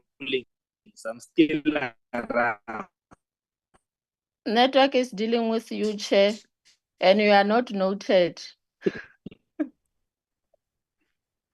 Can most leaders with the I items, suspect please? Honorable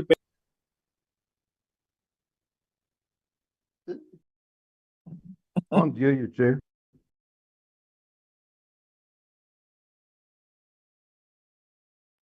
If we can't get most advocate, are you in the meeting? Because I think there's a problem with network today.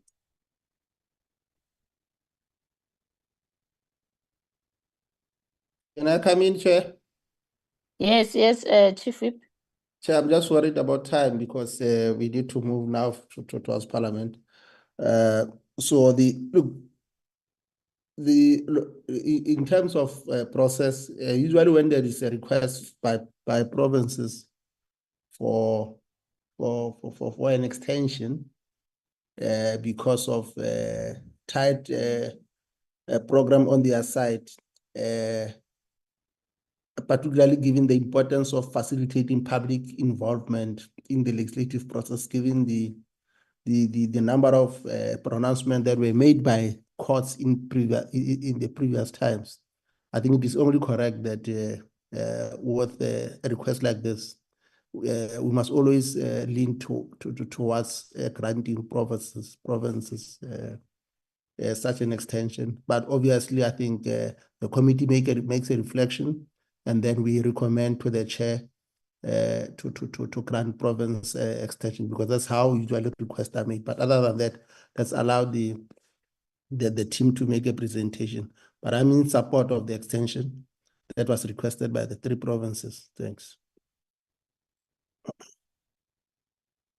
No, thank you, Chief. I think you are correct. I wanted them to just reflect on the process and which provinces have supported, because we know that they've complained of the public participation, even the time that was given to them to say this bill must go back so that there's enough time to engage on.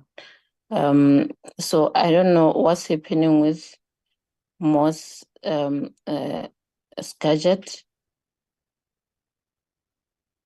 Unless its members agree that they've went through the report and we can recommend for the extension.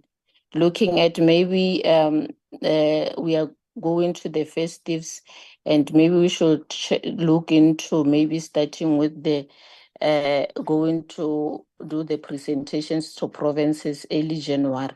So I wanted them to come and check, and if we propose to start early January, if we will still be in the timeline of the court. Who's raising the hand? Nzimande?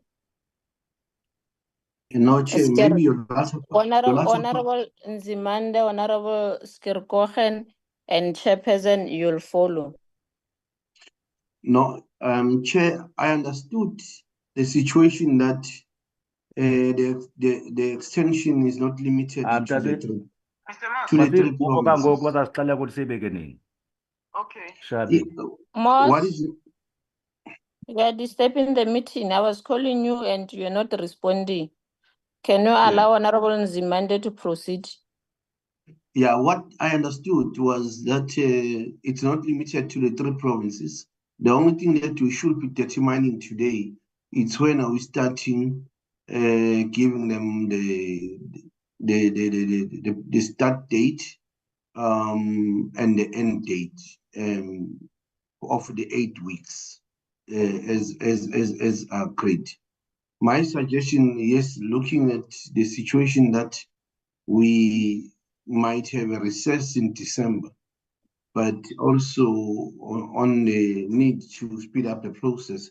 I suggest that we should be giving them from next week, Monday. We calculate where there will be a break in December for recess, and then we join it with a week in January. Thank you. No, thanks, Honorable Nzimande. I didn't get it. You are proposing that we start in December or January? No, I was saying starting from next Monday, if possible. Oh, next Monday. Honorable Skirkochen. Thank you, Chairperson. I just want to ask a question because we noted those 3 provinces that have asked extension. So are we going to reopen this process to all provinces? Because in the previous report, it also noted the Northern Cape, like the Namakwa region, wasn't included. In the Limpopo, Eastern Cape, and Free State requested. Western Cape was not in support, and then also KZN. I've heard from the chief whip and from the work from the KZN that also needs to be extended. So my first question is: will we be opening it up to all the provinces, which I think we should do, because if you go through the detailed report, that was the first recommendation. Second of all, I support your notion that we start in January with this process, because if we start next week, then we are exactly why we are here today, because it was a rushed process. Each province, and the thing is, we have to remember each province. For example, let's take the Northern Cape. sometimes they don't do physical public participation. So each province has their own format of dealing with it. So I would say this would give provinces sufficient time to plan so that it can be included in their program for January, February, let's say after the festive, let's say when the school starts at mid-January, then there's enough time and the public is back at their homes, and we can make sure that there's proper public participation. Otherwise, in 8 weeks, we'll be back where we are now again. Thank you. Thank you, Honorable Skrikochen. Honorable Kaunda. Thank you, Chair. I hope now you can hear me properly because I've been assisted here to deal with my challenge of network. Chair, we support that the process gets reopened, but we start the scheduling of this late mid-January when we come back, and we allow that the process does not conflict with our budgetary processes in March. So we submit, Chair. Thank you. I think we are in agreement to say this process should start in January, looking at that December.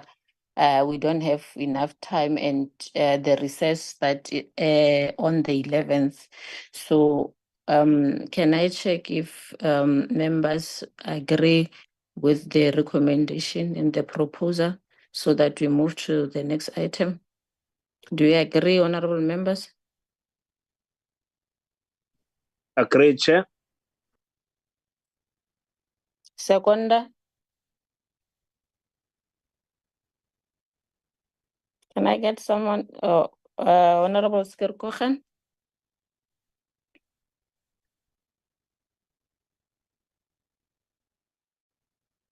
Thank you, members. Can you go back to the agenda?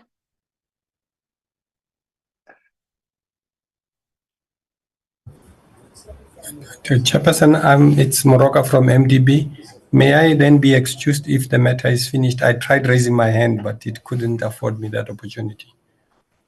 I think that will be important, Chair. Why don't you allow the MDB just to? I think I should. Yes, I'll allow them to. I haven't seen your hand. Sorry for that. On my screen, it doesn't show any hand. I only see the hand of chairperson. Yes, no, you're allowed. Maybe there's something that you want to add on the report. No, Chair. The report is fine. The recommendations we read, we have no problem with that. Hence, I was saying now that the matter has been handled by the committee, if allowed, that I must be excused. Okay, it's fine. You are excused. Thanks for handling the matter, members of the committee. Thanks, honorable members. Thanks, Chair. Thanks. We have presentations of the legal report. Item 316.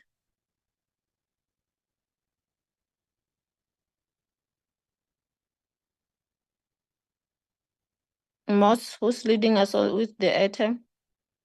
Chair, Chair Lule Kwa will be sharing the legacy report, Chair. Okay.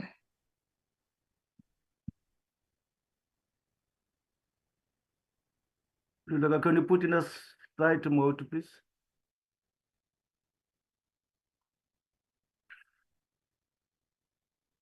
Let's go to the first page, Lule.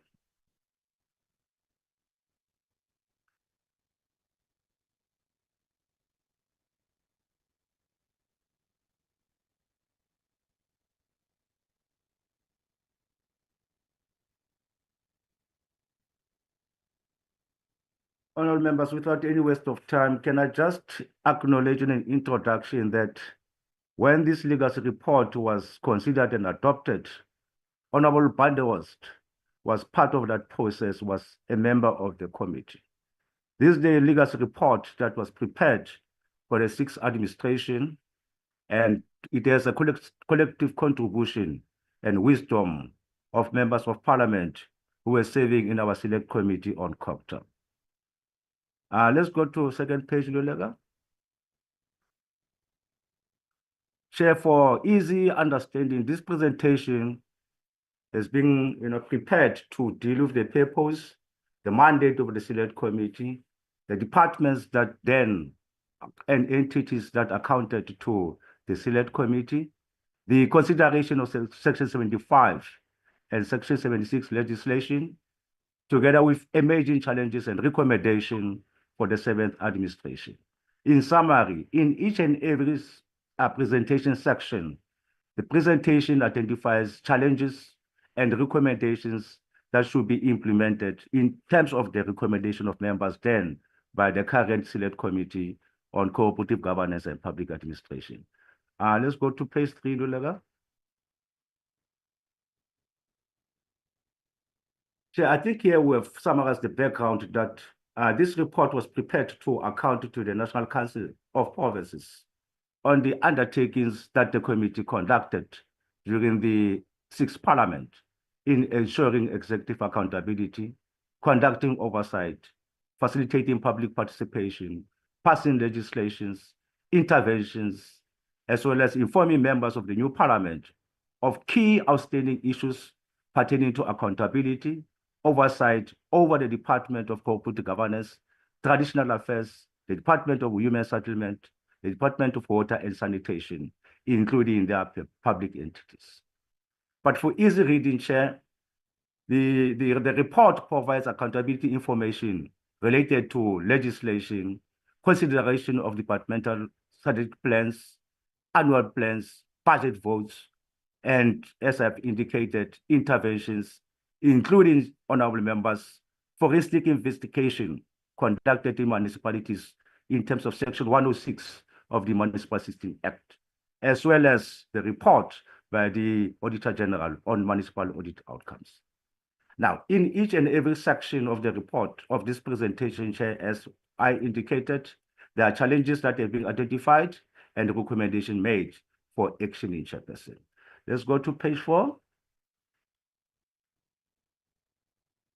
Chair, here I will just summarize the mandate of the Select Committee, which generally is the same as the current mandate of the Select Committee, to acknowledge the fact that the Select Committee on COGTA was established in terms of the rules, and it was one of the 11 committees in the NCOP during the 6th Democratic Parliament. The mandate of the committee is also derived from the Constitution of the Republic of the country and the vision and mission of Parliament. In summary, Chair, therefore, the mandate of the Select Committee is on behalf of NCOP to consider legislation, facilitate public participation, cooperative governance, ensure executive accountability, and conduct oversight over the department that I mentioned earlier on, Chair. And in terms of, and report to the House in terms of Rule 101. Next page, please. Now, just to give a context, honorable members, the Select Committee during the 6th administration developed a 5-year strategic plan together with a couple of annual performance plans. The context was to allow a strategic plan to be developed so that annually, whatever we deposit in an annual performance plan is derived from the 5-year strategic plan. This is a summary of this slide, honorable members. Suffice to say, during the period under review, the Select Committee identified and programmed several oversight focus areas to ensure executive accountability. The dominant oversight issues included but not limited to consideration of Section 75 and Section 76 legislation, Section 139 intervention, 106 forensic investigation in municipalities, departmental annual report, budget vote, and so forth, honorable members. The second page. Now, this one, honorable members, there's no need to read it. It is a repetition to begin to say the scope of the legacy report on this one will cover achievement, challenges, and recommendations on both areas relating to legislation, budget department, interventions, Section 106, and all those things. The next page. Honorable members, here I'm going to be slow and pause when I'm dealing with this slide. With regard to the consideration of legislation, the committee during the period under review, considered Section 75 and Section 76, which were classified by the joint taking mechanism of Parliament. The Section 76 that the committee considered and processed during the period under review included Local Government Municipal Structures Amendment Bill of 2018, which was classified as Section 76. Number 2, Customer Initiation Bill of 2018, also classified as Section 76. The Housing Consumer Protection Bill in 2021. Now, we are here, honorable members. The Independent Municipal Demarcation Authority, the committee had a problem, and context has been given in terms of provinces that submitted their negotiating mandate and complaints with regard to lack of public participation in order to enable provinces to table their negotiating mandate. Lastly, honorable members, the committee passed the National Water Infrastructure Agency Bill, which was Section 75. Next slide, Lulaga. Now, honorable members, with regard to passing of legislation, these are the emerging challenges that emerged. 1, members identified that there was a slow progress on publication of regulations to provide effect to the implementation of legislation. 2, lack of progress in translating the signed bills by the president into existing official language in the country. 3, late tabling of Section 76 legislation to NCOP and referrals to the Select Committee for consideration and reporting.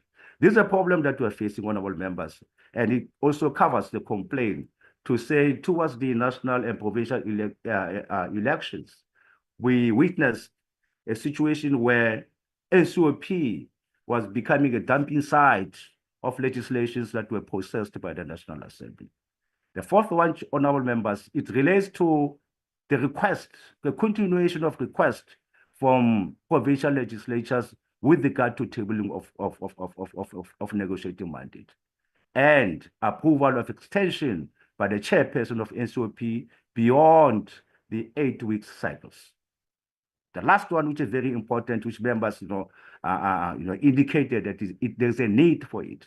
It is the absence of conducting a post-legislative impact assessment on what? On the implementation of legislations within the communities and affected stakeholders.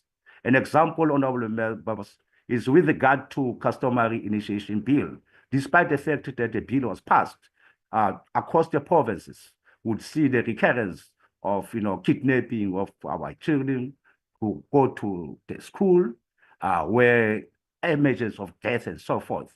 And the committee resolved that there's a need that this bill should be subjected to post-legislative impact assessment. Next page, Lulaga.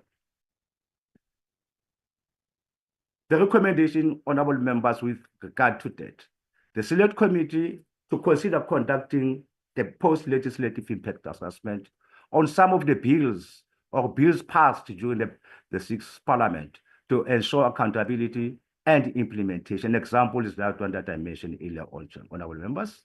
The Select Committee to ensure that the departments consider legislative option of tabling Section 76 in NCOP so as to enable provincial legislatures to effectively coordinate public hearings, public participation, and table negotiating mandate, including further mandate, within the 8-week cycle. The Select Committee to ensure that the department timelessly publish regulations passed by Parliament and signed into law by the President. The next slide.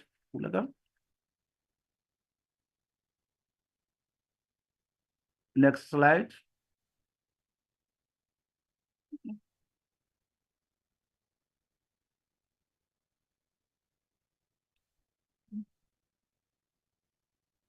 Honorable members, the second issue, which was the oversight focus area of the Select Committee, was the consideration of departmental annual performance plan and their budget vote. Now, this one just provides a legislative requirement to say the National Treasury regulations provide the basis for the development and submission of budget votes, strategic plans, annual performance plan, quarterly, including annual reports, to the Speaker of National Council of Provinces and the chairpersons of National Council, to the Speaker of National Assembly and the chairperson of National Council of Provinces.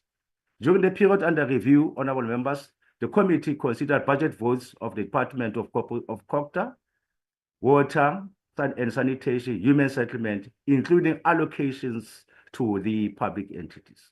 Next slide, please.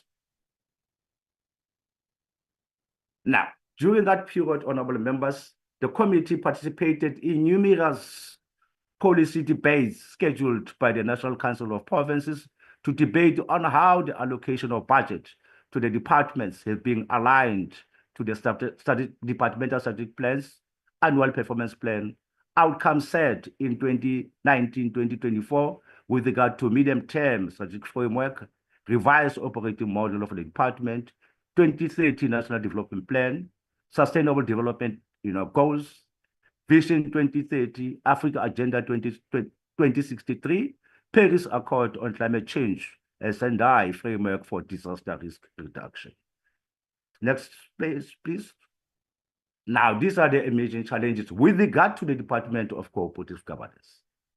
The rising dysfunctional or high-risk municipalities, developing implementation of intervention plans, 50% developing implementation plan for 50% of dysfunctional ward committees, MIG allocation on infrastructure repairs and refurbishment, assisting dysfunctional municipalities to resolve long-standing dispute on water, electricity, and gazetting of regulations in terms of intergovernmental relations framework, and tabling the very same the IGR framework amendment bill to Parliament by 31st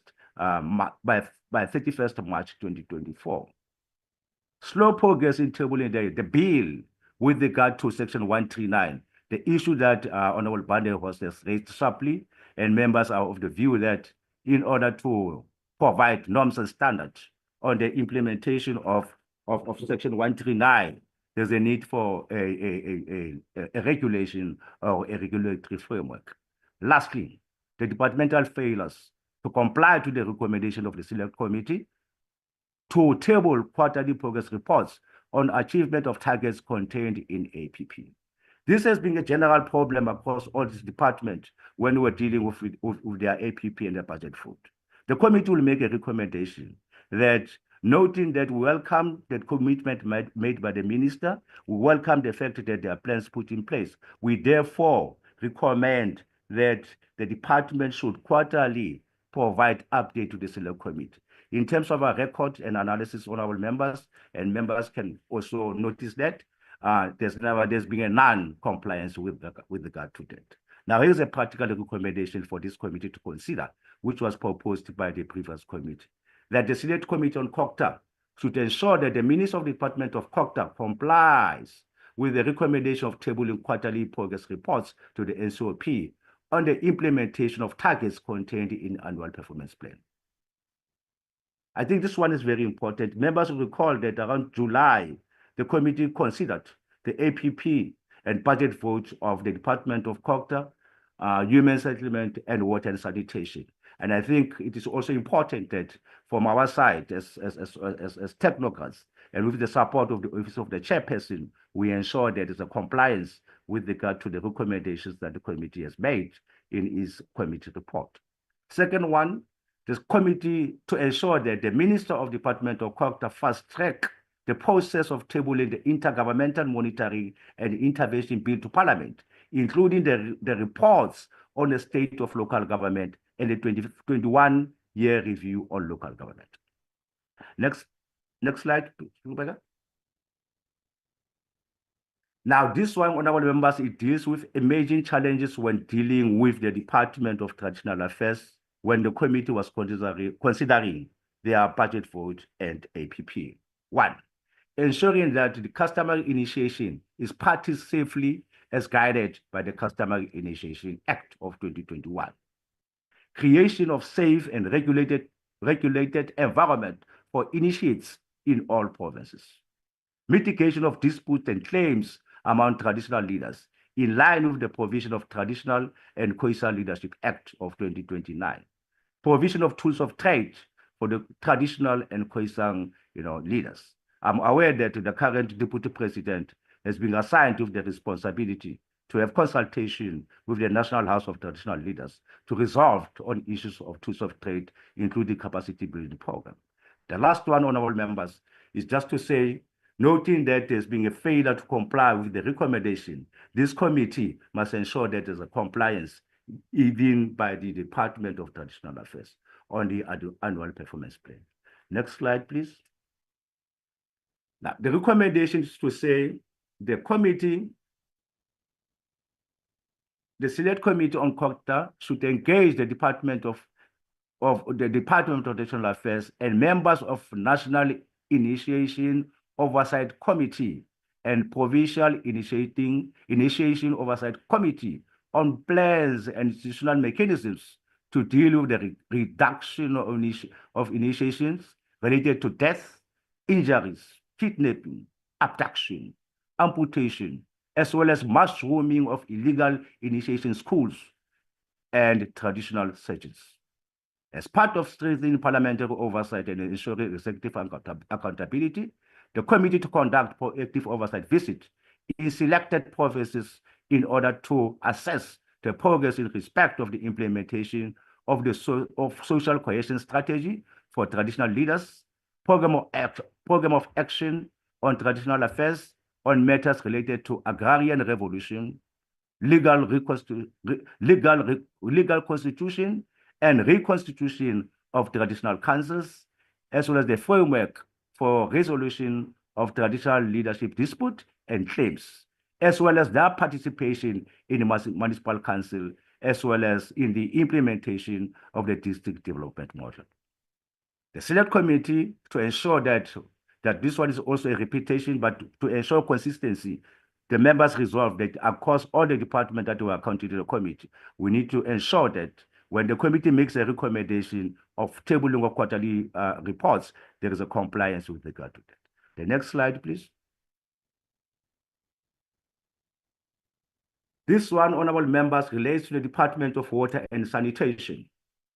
The challenge that emerged there related to the tabling of blue drop, green drop reports, eradication of toilets in informal areas, supporting municipalities to develop water and sanitation reliability plans, and monitoring compliance timeously with regard to the completion of infrastructure projects.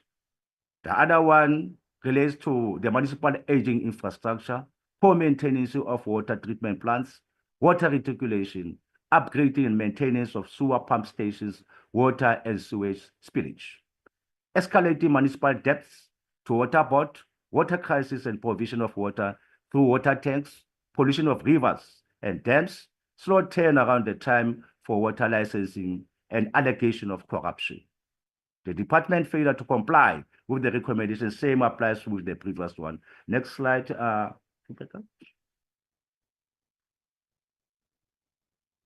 recommendation, honorable members, that the current committee should ensure that the Department of Water and Sanitation provides progress report in respect of war on leaks program, groundwater use, financial recovery plan, dealing with historical problems of corruption, consequence management, irregular expenditure, investigation by the Special Investigation Unit, and plans to mitigate the impact of vandalism, theft, load shedding on water provision.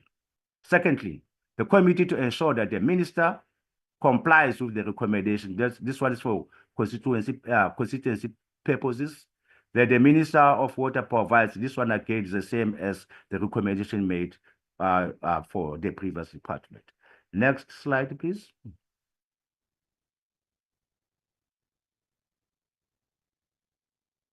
This one, honorable members, it deals with the Department now of Human Settlement.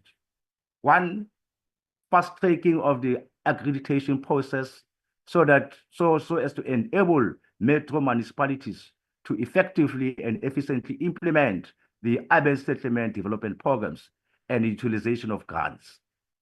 Emergence of consortium mafias and distortion. This has been a general practice.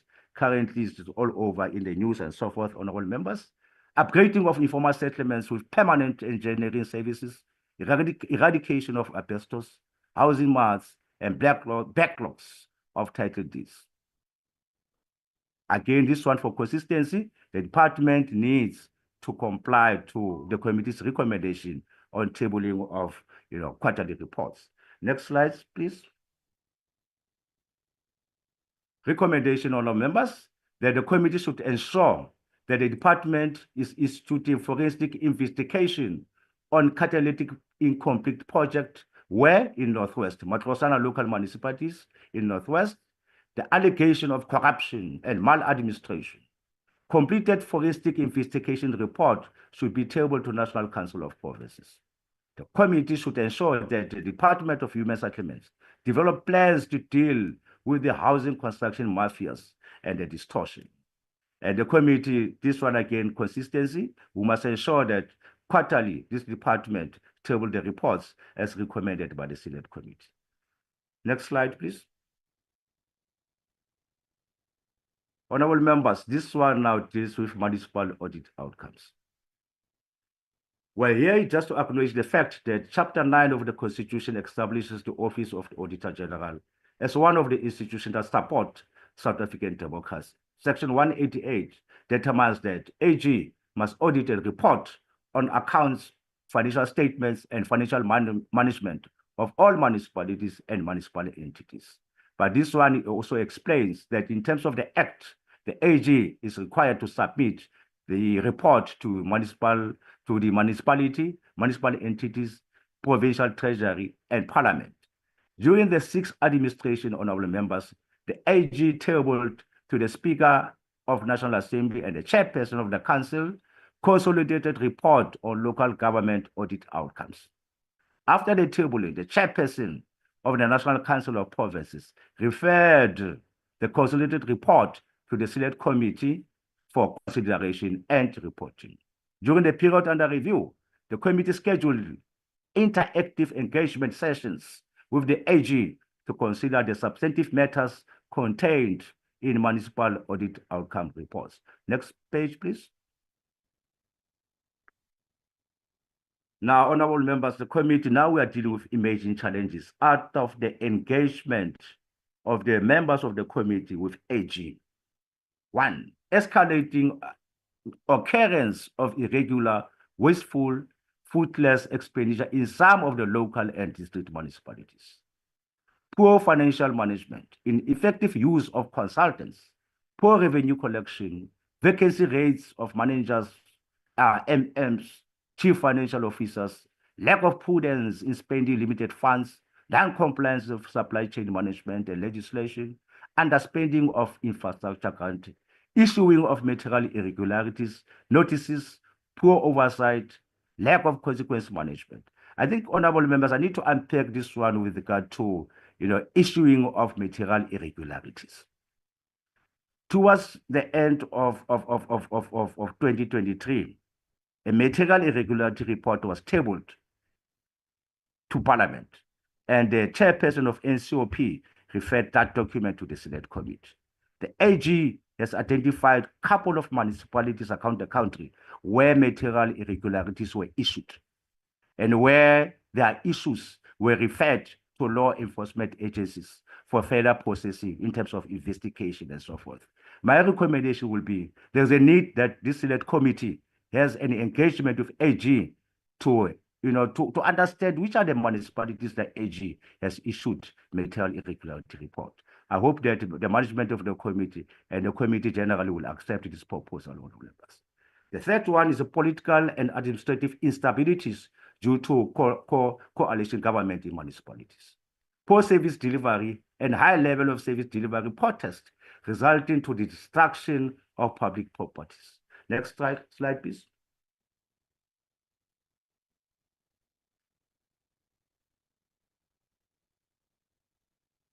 Recommendation, honorable members, that the Select Committee call upon the AG to table to the NCOP the report on material irregularities.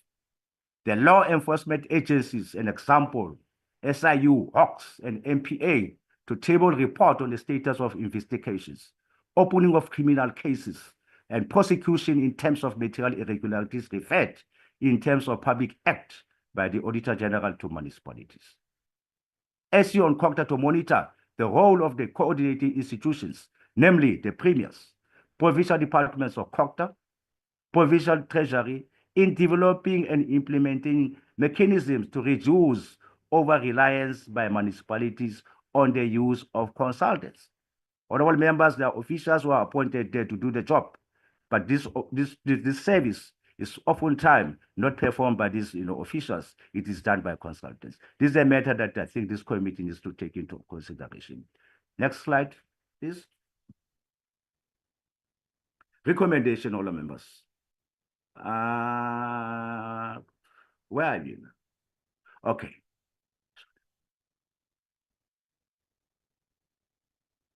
Okay, this recommendation says the Select Committee should ensure that the Minister of the Department of Cooperative Governance and COGTA, in other words, in line with the provision of Section 134 of the Municipal Finance Management Act, to collaborate with the MEC of Local Government and the South African Local Government Association to provide post-audit support interventions in terms of Section 154 of the Constitution to municipalities to address issues raised by Editor General in audit reports related to financial statement. Honorable members, in terms of support, normally when the AG has released audit outcomes, municipalities are required to develop what you call post-audit action plan. The committee has an experience of selecting city municipalities and say, can you provide evidence that you have developed in terms of the recommendation of the AG, the post-audit action plan? The second question related to SALGA and the Department of COGTA was, can you provide a portfolio of evidence that you did provide support in terms of Section 154 to these municipalities to develop their post-action audit plans? I think maybe it will also work for this committee during the 7th administration. The last slide.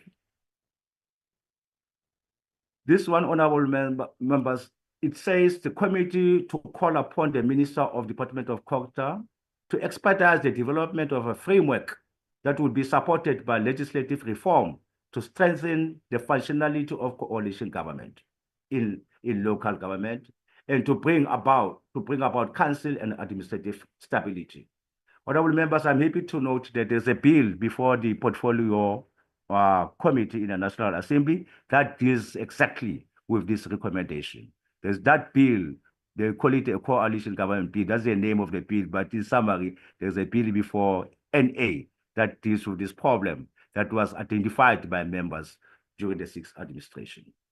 That the committee call upon all players within the municipalities, municipal accountability ecosystem, meaning premiers, to ensure the institutionalization and implementation of the district development model. In order to do what? To improve planning, budgeting, coordination, accountability, and monitoring on matters related to service delivery. The committee to call upon the Department of COGTA and National Treasury in collaboration with provincial local government and SALGA to ensure the functionality of Municipal Public Accounts Committee and disciplinary boards through capacity building initiative to ensure consequence management, accountability, understanding of legislation, and proper existence of governance document. Honorable members, if you look at the state of the local government report, there's an evidence to demonstrate that in city municipalities, part of the dysfunctionality, it is because there was municipal public account committee and these boards were not functional. And this recommendation is also relevant to say this 7th administration should work quite strongly, focusing on the functionalities of Municipal Public Accounts Committee in order to ensure that the recommendation of the Auditor General are implemented. Now, honorable members, this one deals with Section 139 intervention. I think members now have been schooled with regard to the requirement, but suffice to say, during the 2022/2023 financial year, the committee considered and reported to the request of National Council of Provinces to consider interventions evoked in Mangaung metropolitan municipalities, in Mokmokijima local municipalities, in terms of Section 139 subsection 7 of the Constitution and Section 150 of Local Government Municipal Finance Management Act. Generally, this one, honorable members, it deals with the intervention where a municipality or a district is provided with a support in terms of developing its financial recovery plan. And the challenge facing this committee, these interventions have been in place we have never received any progress report, despite the fact that in our recommendation, we said we need to get, progress report in respect of the implementation of that Section 100 in municipalities. Surely, this committee will also be making a follow-up on that. Next slide, please.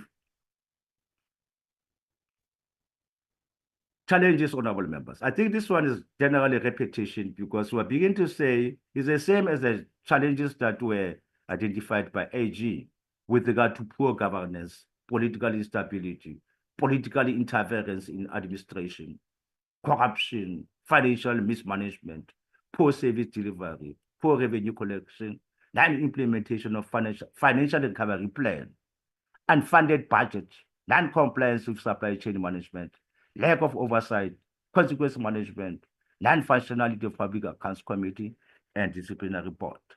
Lack of impact of invocation of Section 139, appointment of unqualified administrators and municipal, including municipal court challenges. We have instances where Zululand, would take, the provincial government to court around the procedural and constitutional related matters.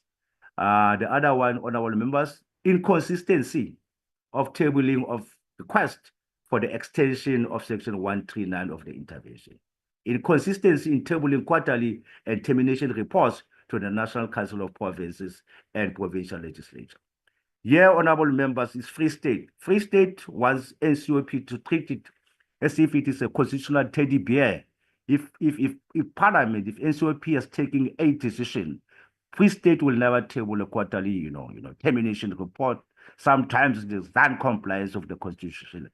Now, this recommendation was meant specifically to inform you, new members, during the 7th administration, that these are the issues that the committee needs to focus on. The next slide, please.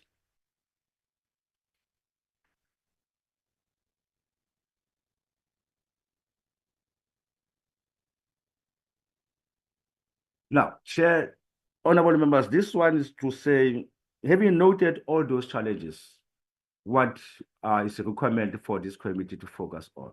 And I think this one we have dealt with is a repetition around the coalition, governance framework. Next slide, please.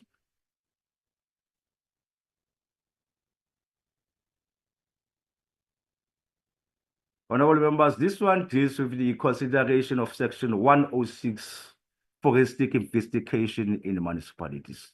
I think Honorable Kaiser, attempt in our meeting that, I think in a meeting, Honorable tried to summarize the spirit of this that in terms of Section 106 of Local Government Municipal System Act of 2000, the MEC is empowered to do what? If there is any reason to believe that a municipality in a province cannot or does not fulfill a statutory obligation binding on that municipality, and that maladministration, fraud, corruption, or any other serious malpractice has occurred or is occurring in a municipality, to issue a notice requesting the municipality to provide certain information. Or if/she considers necessary, designate a person or person to investigate the matter. An MEC issuing a notice in terms of subsection 1 or designating as a person conduct investigation or designating a person or allocating responsibility to a person to conduct that investigation in terms of subsection 1B is required within 14 days to submit a written statement to the National Council of Provinces motivating reason for action. Next slide, please. During the 6th administration, the MEC of the provincial departments of COGTA in Mpumalanga, Free State, Western Cape, KwaZulu-Natal, tabled notices in terms of Section 106 of the, in terms of Section 106 in the municipalities to the National Council of Provinces. During the period under review, meaning during the period of the sixth administration, members of the Select Committee had virtual engagement sessions with the Free State MEC of Department of COGTA, law enforcement agencies, to assess the status of forensic investigations in affected municipalities. In terms of findings recommendation, opening of criminal cases, and prosecution. Next slide, please.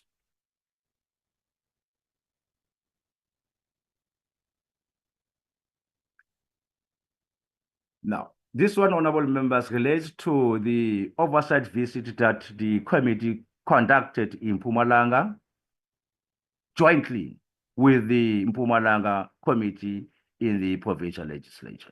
In a spirit of cooperative governance, the committee did have a joint approach with the legislature in Mpumalanga to engage the MEC of COGTA, law enforcement agencies, HOCS, Special Investigation Unit, MPA, and affected municipalities.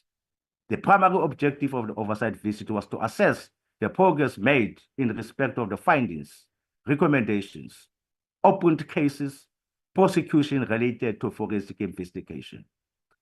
And the secondary objective was to accord the affected local municipalities opportunities and platform to table their municipal action plans to deal with the findings and the recommendations of the investigation conducted in terms of Section 106 of Local Government Municipal 16 Act.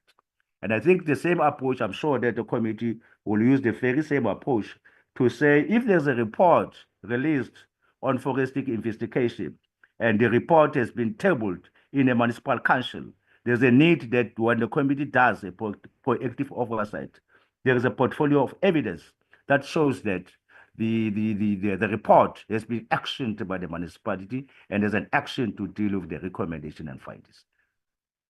Next slide, please.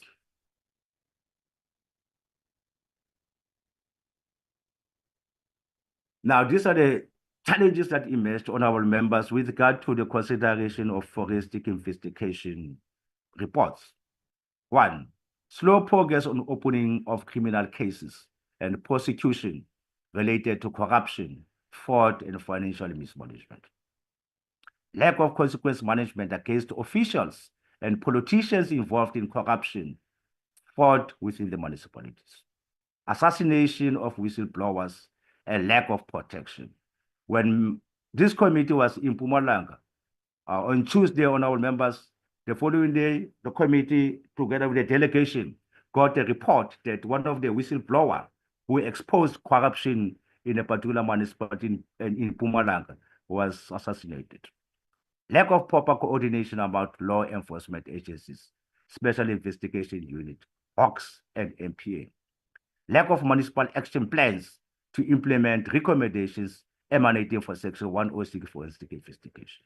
Lack of monitoring support by the Provincial Department of COGTA and SALGA on the implementation of recommendations emanating from Section 106 forensic investigation report. Next slide, please.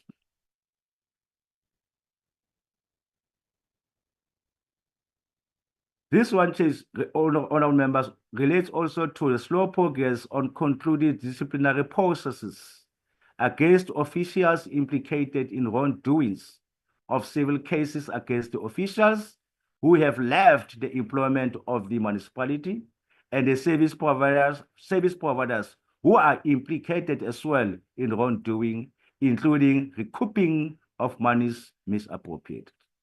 Now, the key question facing this committee during the 7th administration is what place have you put by the department to deal with these matters?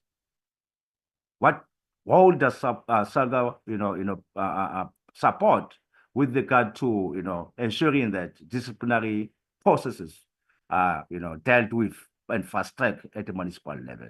Surely the committee will be exploring these questions through its oversight function. The next slide, please. Recommendation that this committee and the portfolio committee to jointly coordinate during the 7th administration follow-up oversight meetings with the Department of COGTA, law enforcement agency, and affected local municipalities on the implementation of action plans, status of investigation, opening of cases, and prosecution in terms of 106 forensic investigation in local municipalities. The committee has noted and welcomed the commitment made by Chairperson of the Portfolio Committee to strengthen in order to ensure executive accountability and implementation. This one, it was an acknowledgement of the role that the chairperson in Mpumalanga, when the committee interacted, has also expressed and demonstrated the commitment to ensure that matters related to forensic investigation in municipalities are reported to, and the municipalities does put action plan to these matters.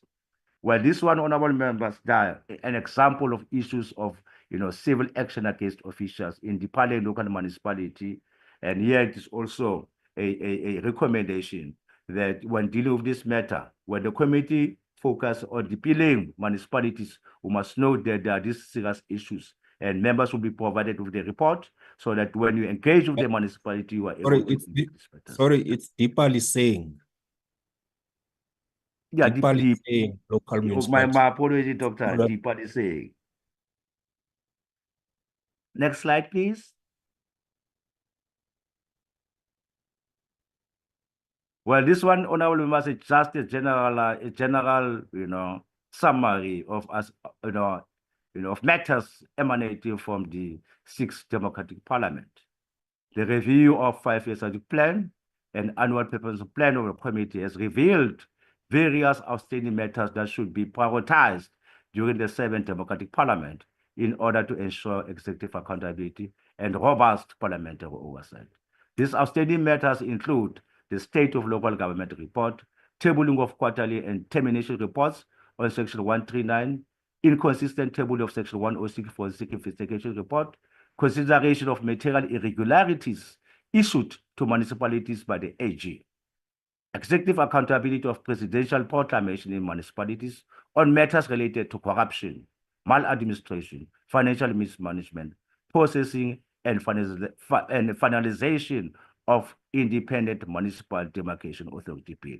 And fortunately, the committee is now sitting with this bill as the previous committee has commented. Honorable members, I want to thank you very much, Chairperson, for giving an opportunity to to provide members with an update with regard to this report. Thank you very much for listening to me. I thank you, Chairperson.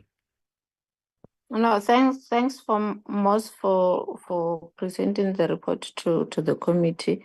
I'll hand over to the chairperson because he has the network. I think he'll be able to proceed with the meeting. But before you do that, Chair, I've seen the chart of Honorable Badenhorst and I went through the Rule 79 that he's mentioning. I think Honorable Badenhorst, you can submit, and this is for recording for the committee to record what you have raised. So I think you are in order in terms of Rule 79. So I'll hand over to Chairperson Kaunda to proceed with the meeting. Thanks. Thank you, Chair. I hope I'm audible. I'm back. Without any further ado, let's thank Mr. Nele for presenting. You can present the plan before discussions, Mr. Manel, as well.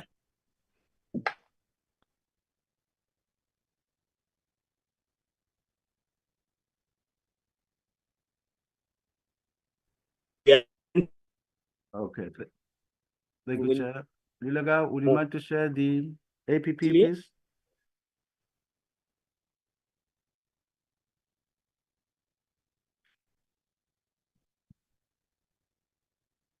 Honorable members, just to provide an introduction and context to say, this format has summarized the APP, the Annual Performance Plan. We are aware of the vision, the mission, the mandate of the committee, including the departments and public entities that are accounted to the department. We are aware with regard to the situational analysis with regard to all the departments, whether, is COGTA, traditional affairs. But suffice to underscore the fact that this committee has now an added responsibility with regard to the Department of Public Service and Administration.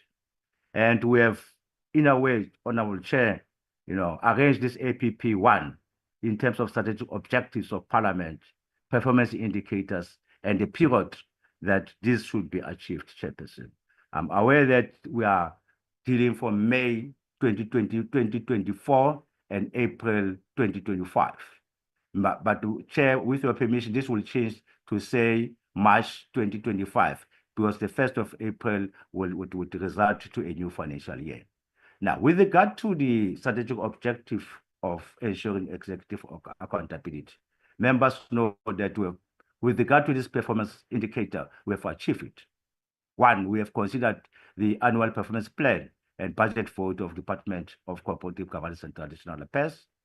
Two, we have also considered the APP and budget vote of Department of Human Settlement.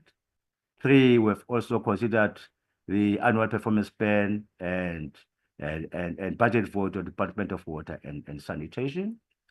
Briefing by KZN on corporate governance and traditional affairs, we have done this, we have achieved this one.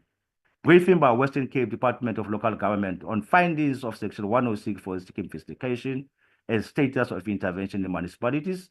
This one, in terms of the program that we have submitted, we have not achieved, and hence we are saying during the third term. Briefing by Department of COGTA and Traditional Affairs on state of local government report, support provided to dysfunctional municipalities in terms of Section 154 of the Constitution and Municipal Support Intervention Plan. We haven't yet achieved this one, honorable members. You will recall that during the ministerial briefing coordinated by NCOP, the Minister of COGTA appeared before the committee. It did not go into details with regard to the report on the state of local government, but the highlights were noted during the NCOP. And this plan is of the view that there's a need for a customized briefing session and engagement with the minister to engage on matters related to the state of local government report, support that's being provided to dysfunctional municipalities, and a list of those municipalities, so that you members, when you conduct your oversight function in your respective provinces, this particular municipality is the one that's being provided to support. It will enable you when you're doing your own individual oversight in terms of parliamentary accountability, oversight and accountability model.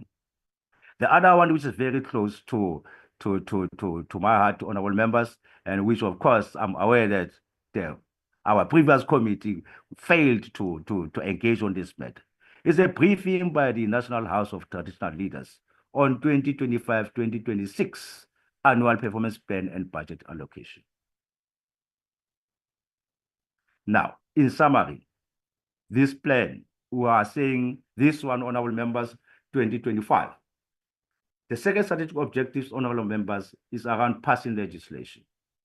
This one is a recognition of current legislation that are before the committee.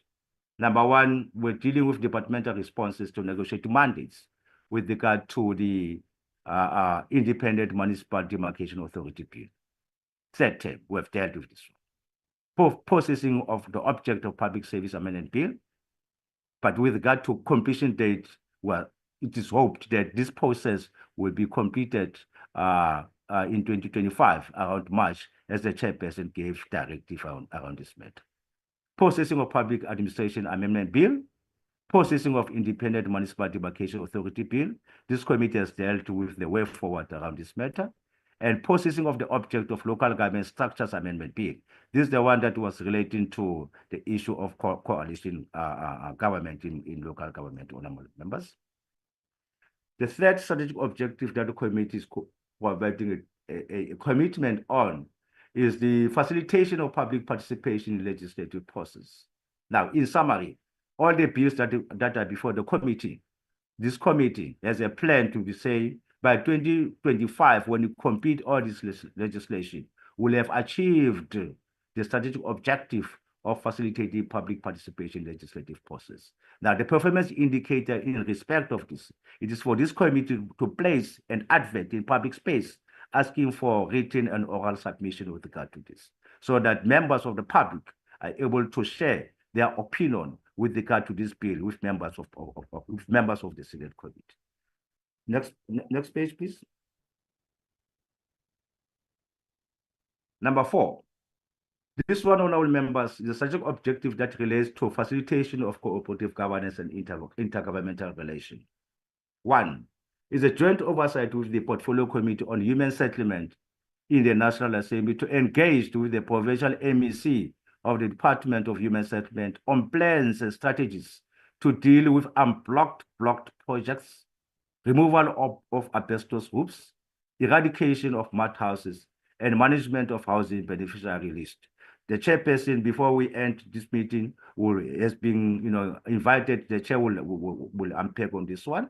The other one is a joint oversight visit with the Portfolio Committee on COGTA in the National Assembly to assess the implementation of the district development model. Catalytic projects local economic development, and support provided in terms of Section 154 of the Constitution to those selected municipalities. And the envisaged period, honorable members, is the period of 2025, first term. Second, next page, please. Well, this one is just a continuation to say, again, the committee, there were recommendations made in the legacy report of the Select Committee on Infrastructure on matters now that are before us. We've tried to summarize those issues, but myself and Dr. Clark around the details will be working a model around it. It's a briefing by the Department of Public Service and Administration and Judicial Service Commission on the report on the Judicial Service Commission of inquiry into allegation of state capture, corruption, and fraud in public sector. Briefing by the Public Service and Administration on professionalization framework in public services. And that one, honorable members, if you look at the weeks that we are left with, this plan is envisaging to complete this process during the 2025 first term. The last one, honorable members, is around processing of petition. And I think this one, we need to give a context around this one, honorable members. This petition was submitted in 14 May 2020. And in terms of the reporting in NCOP, this petition was referred to the Select Committee. In terms of reporting, in terms of the administrative capacity of this committee, the issue was the previous content advisors will provide a content analysis on the content of this and advise the committee around the approach around this. 2, the prioritization of this committee with regard to intervention and selection intervention and legislation could not enable the Select Committee to deal with this petition. The administration and 7th Parliament has not been impressed with the performance of the Select Committee with regard to the processing of this intervention. And through, management of committee section, I know the chairperson of the council, the office of the chief whip, the office of the house chair had a concern around this. Now, in summary, our plan also is making a commitment to do what? To complete processing of this intervention. Honorable members, once more again, let me repeat, thank you very much for an opportunity given. I thank you, Chairperson. Thank you, Mr. Manele, for the presentation. Members, I now invite you to reflect firstly on the legacy report and its adoption. Any reflections? Honorable Keza, you are the first. You can come in, Honorable Keza, because we are trying to move quickly. No, thank you very much, Chairperson. I'm trying to move quickly as well so that I'm not elaborate, because this committee doesn't like elaborate members. I think that the first thing that I would like to propose in terms of the legacy report is that we deal with matters relating to the outstanding matters of the 6th Parliament in terms of our oversight, because I do feel that there's really gaps there, Chairperson. For instance, the post the post situation in which there's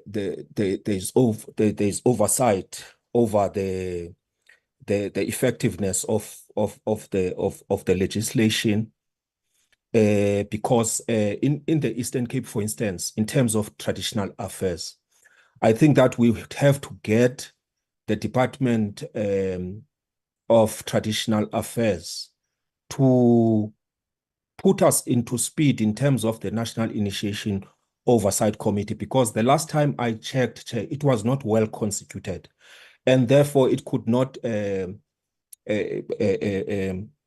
deliver on its mandates.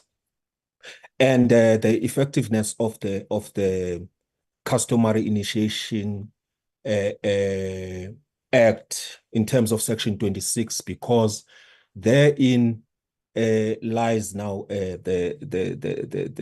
situation in which there's repeated occurrence of deaths in the Eastern Cape. And I think that we should zoom in into that space, because one death is one death too many, Chair. We can't afford to have a legislation that governs and the structures from the national to the province that are dysfunctional, and in terms of law enforcement, and also in terms of the awareness campaign into the Customary Initiation Act, in terms of now ensuring that the traditional surgeons are quite aware and alive to those things. And I think at one point we even proposed. And I think the second thing, Chair, moving very fast, is that basically we should, as a committee, do oversight in provinces where there's still outstanding issues of Section 106 of the Local Government Municipal Systems Act, because I worry that even the SIU often complains about the capacity that they do not have in terms of the investigations, investigators having to deal with voluminous and highly technical issues. I want to propose that we do oversight over those across provinces, and then deal with the issues of investigating the officials that have been implicated, so that we do not recycle failure, Chairperson. We don't allow a situation where failure is recycled. For instance, in Zululand, the same former mayor is now an MEC, of the same department. So we can't allow that situation. And then you go to the Northwest to get those situations. I went there as part of my individual oversight, and I found that there were children that were reported in a local newspaper, I think about 11, if not 8, if my memory serves me right. And because of waterborne diseases that pertain to the inability of municipalities to deal with potable water. And I think that we should deal with those issues, Chair. The rest, I think I'll leave to the honorable members. Thank you very much. Thank you, Honorable Kaiser. Honorable Priyat. Thank you, Chairperson. No, Chairperson, I want to welcome the report and the hard work that the committee staff did, and the previous committee in preparing all of this. I think that our strat plan is good, but I want to concur with the Honourable Kaiser, sorry, for that pronunciation, that I think it is necessary that we look at and specifically look at, and I think maybe my colleagues from the Free State will agree with me, during the Minister of COGTA's you would remember the briefing, it was said that the majority or a lot of the municipalities that are regarded as in distress and that are matters of concern are in the Free State. And I would like to see us prioritizing the Free State. And if you would allow me, I can, make mention of certain municipalities, for example, Mangaung Municipality, that is still under national intervention, and Mafube Municipality that is also under intervention. And then I know, for example, with you would have seen in the news, was it the mayor of Machabeng that has been found guilty of a number of things. And also I know that there was a call for the input of the MEC in the Free State, or for ingryp for looking into a matter in Mukaka local municipality. So I think it'd be pertinent that we maybe prioritize oversight to the Free State with specific municipalities, and I think that would be best sooner rather than later, given the dire state that they are in. But otherwise, I agree with the program, and I think it's good. I would just have liked to make that input, and maybe just let your minds go on that. Thank you, Chair. Thank you, Honorable Mwima. Thank you, Chair. Let me also appreciate the presentation from the team in terms of the legacy report, the emerging challenges and also recommendation, and also the APP for the remaining few months of this financial year. Chair, I think the proposals that obviously those emerging challenges and recommendations will form the key programmatic areas of our 5-year strat plan that we need to have as a committee, learning from the lessons of the 6th Administration Select Committee. The second point, obviously, that 5-year strat plan, I believe, will be much more urgent once the strat plan for Parliament has been adopted, so that there is an alignment in terms of vision and mission of the strat plan of the Select Committee and that of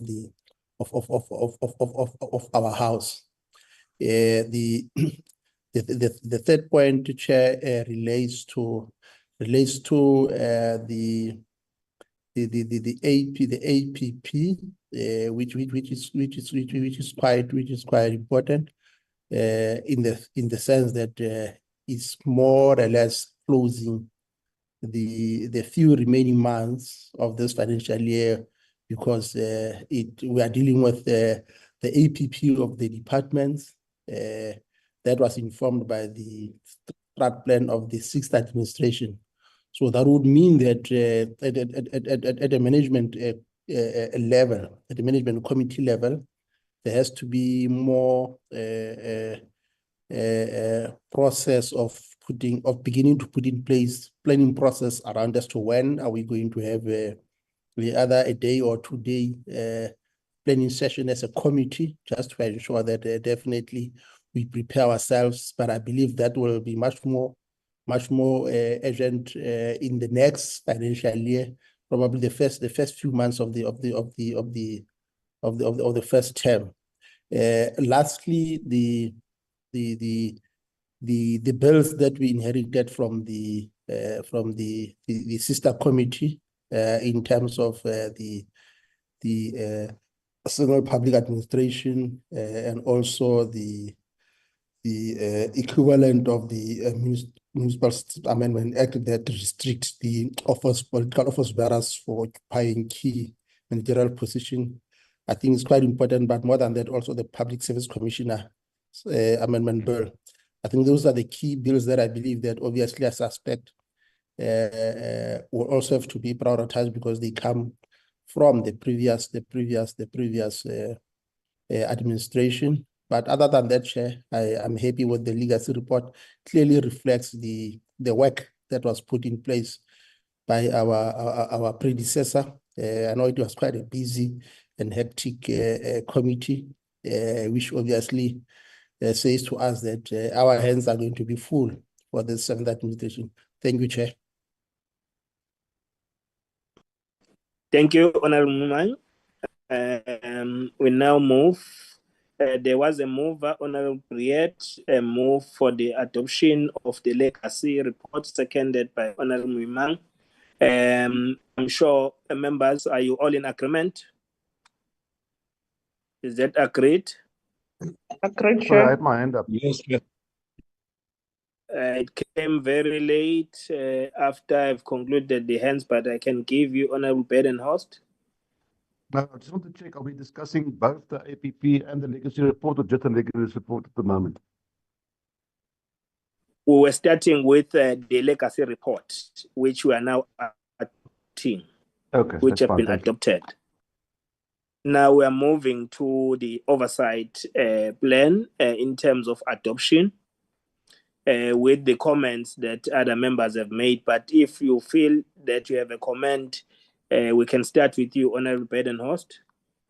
Okay, thank you very much. I'll just refer you to point number 4 of the strategic objectives. The first point there, the joint oversight of the Portfolio Committee on Human Settlements in the National Assembly to engage the provincial MECs for the Department of Human Settlements. If you can just elaborate on that, as was alluded to by Mr. Manele when he made the presentation, if we can just get the details when that was discussed in committee, when we decided to go on that oversight, when the date of the actual oversight will take place.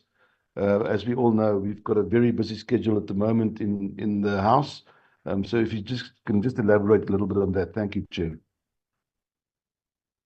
Thank you. We'll deal with that in the correspondence, members. Otherwise, can we get a mover for the oversight performance plan of the select committee?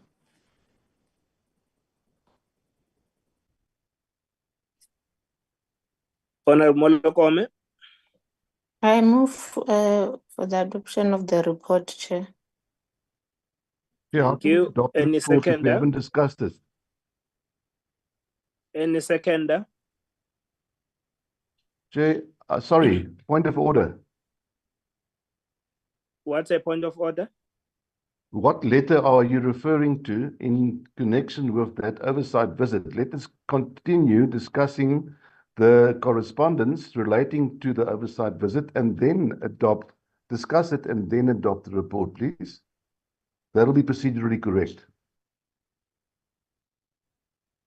Yeah, but it doesn't affect the discussions. We have presented the report, the oversight plan, which include what the invitation that we are going to discuss is on the correspondence part of the agenda. So I don't see any challenge with that. Well, if the dates are problematic, Chair, then I'm sorry to interrupt you again, but if the dates are problematic, we are adopting a report, then we're discussing the dates, and then you'll say, well, we've adopted the report, so let's move on. Yes, you adopt the proposed dates, but those dates will be informed by the parliamentary program, the NCOP program. So they are still subjected to the parliamentary program, NCOP program. So the issue of the date is proposed that you can work. It's just a proposal, tentative dates. As soon as parliamentary program is also finalized and these dates are included, they'll become the dates for the oversight. Members, is there a mover for the adoption of this performance plan? I think Honorable Molokome was moving. I needed the second.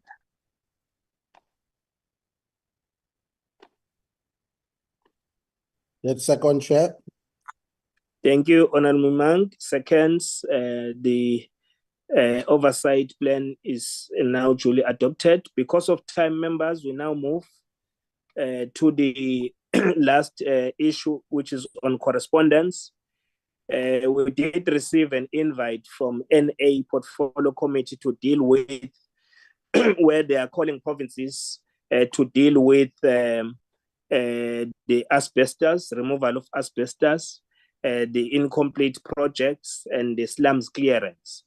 The NA will be calling all the MECs on the 21st and finish that work on the 22nd of November. Now, the challenge that we want to put before you as a committee is that they said they request members to use their own flight tickets because there's no budget on their side for you to attend this in Sandton in Johannesburg. And then the NCOP must also cater for accommodation. So I've went through with the whip of the committee through the budget or the expenditure of this committee. We are left now with only 76,000 rand out of 500,000 allocated for this financial year. So we are here to submit to the committee if it's really feasible for us to spend that remaining money to attend that meeting, or we can have another options whether we say that we reduce the delegation, that which may be the first option, but even that option will also deal with that 76,000 remaining, which will affect our next oversight.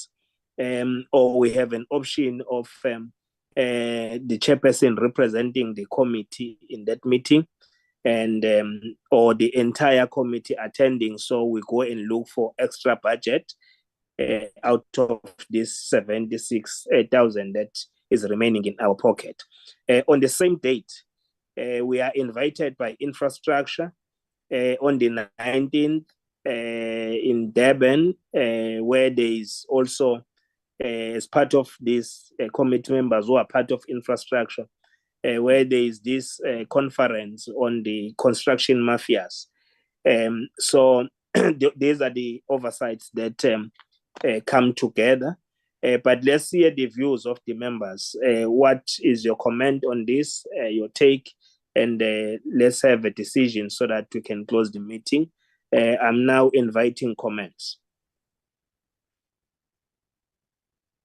Honorable Bedenost, you are the first. Honorable Skir Kocher, you are the second. Let's take you in that order. We'll take other members when they come.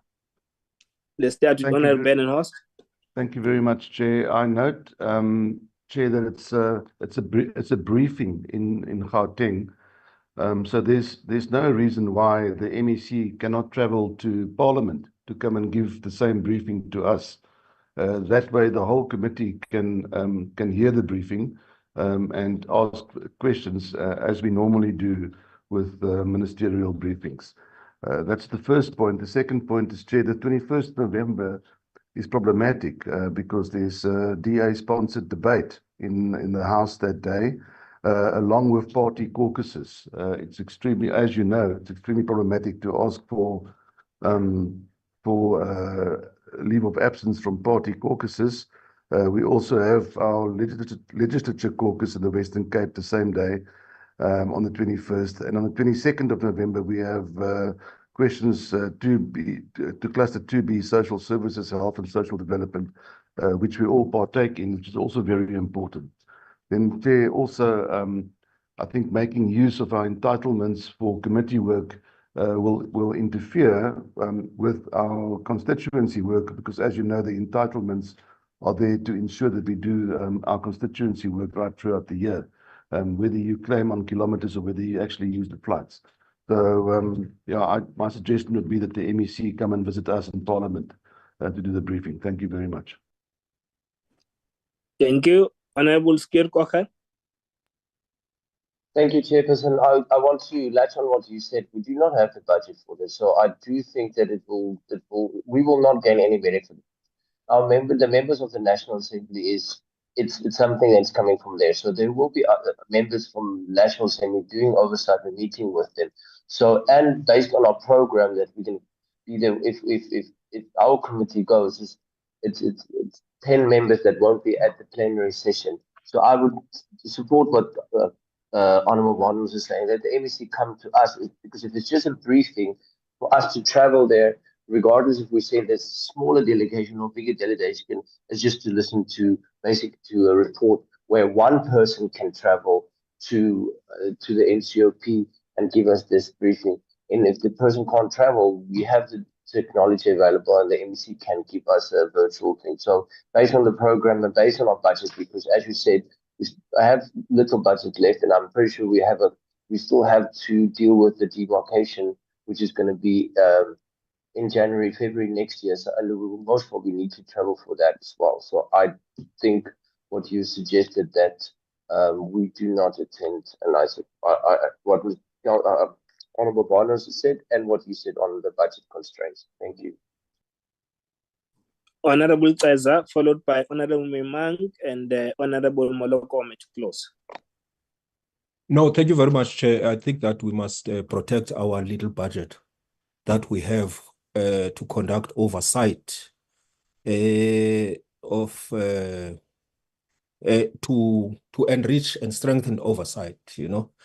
And when there is no budget, if in the event that the MEC cannot come to Parliament, perhaps another option could be to send us a link, you know, as members of the Select Committee to actually attend, because we're in the 4th Industrial Revolution. If we are in South Africa, but we can exploit that facility of receiving a link and then attend, Chair. I think that it will save us a great deal. Thank you very much. Thank you, Honourable Mema. Thank you, Chair. Chair, I fully have sympathy for the views expressed by members of the Select Committee. Unfortunately, we are invitees. So meaning that it is beyond ourselves to say let them come to Parliament. I thought this is a program of the Portfolio Committee. Of course, its importance cannot be underestimated in the sense that we have had an opportunity where the Minister for Human Settlement was able to brief us in terms of the state of affairs in relation to the unfinished housing project. So probably without necessarily missing an opportunity to get a sense in terms of progress made since the Minister made presentation as we were preparing for our provincial week, we could identify probably one member of the committee to be part of that team to at least ensure that together with one of the staff members, whether it's the researcher or whether it's the committee secretary or the assistant, can then be able to ensure that as a select committee, we're on board in terms of the progress made. As you have correctly pointed out, there are major issues also that are clashing with that invite, including the case the Durban conference. So therefore, I want to suggest that we leave this to the chair, or the management committee of the management of the select committee to look at what is possible, so that we are able to ensure that even our program presence here is not sacrificed for the following day's program. But also, you should not miss such an opportunity when MEC will be converging under one roof, particularly talking to our mandate, talking to the issues that is raised within the legacy report, and therefore I suggest that we leave this to the management of the select committee to come up with a solution that will ensure that we do not miss an opportunity to get a sense as to how progress is made. And I think that progress briefing, when they come back, they'll be able to give us an indication as to whether should we then have a program with all the MECs of human settlement in Parliament to take the process forward. Thank you, Chair. Thank you, Honorable Mimang. Honorable Molokome. No, thanks, Chair. I think Honorable Mimang has covered me in terms of what I wanted to mention, that we shouldn't miss this opportunity, and more so because we are invited to these meetings. Remember, honorable members, even as if we invite people to our meetings, we want them to come. But looking into the budget constraints that we are having, maybe we should allow the chairperson to go and attend the meeting on our behalf.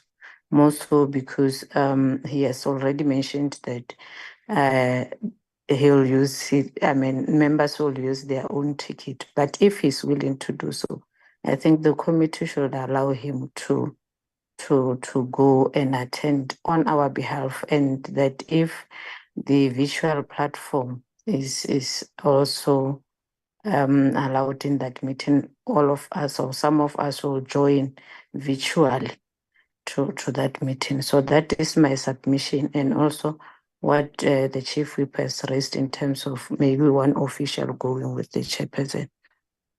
Thanks, Chair. Thank you, members, for your comments. I think we have given the direction as to what needs to happen.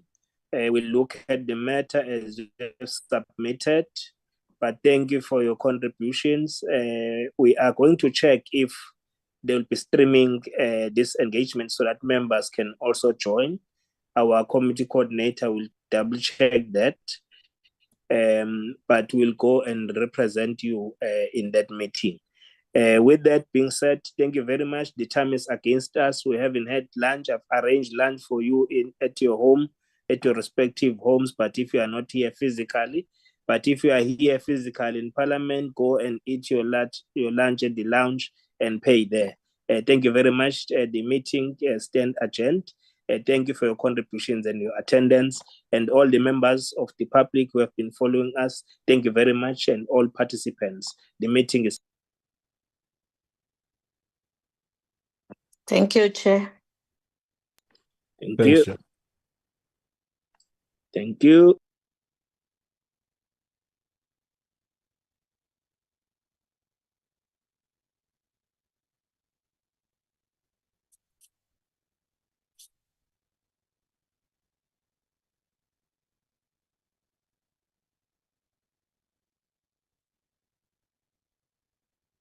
Recording stopped.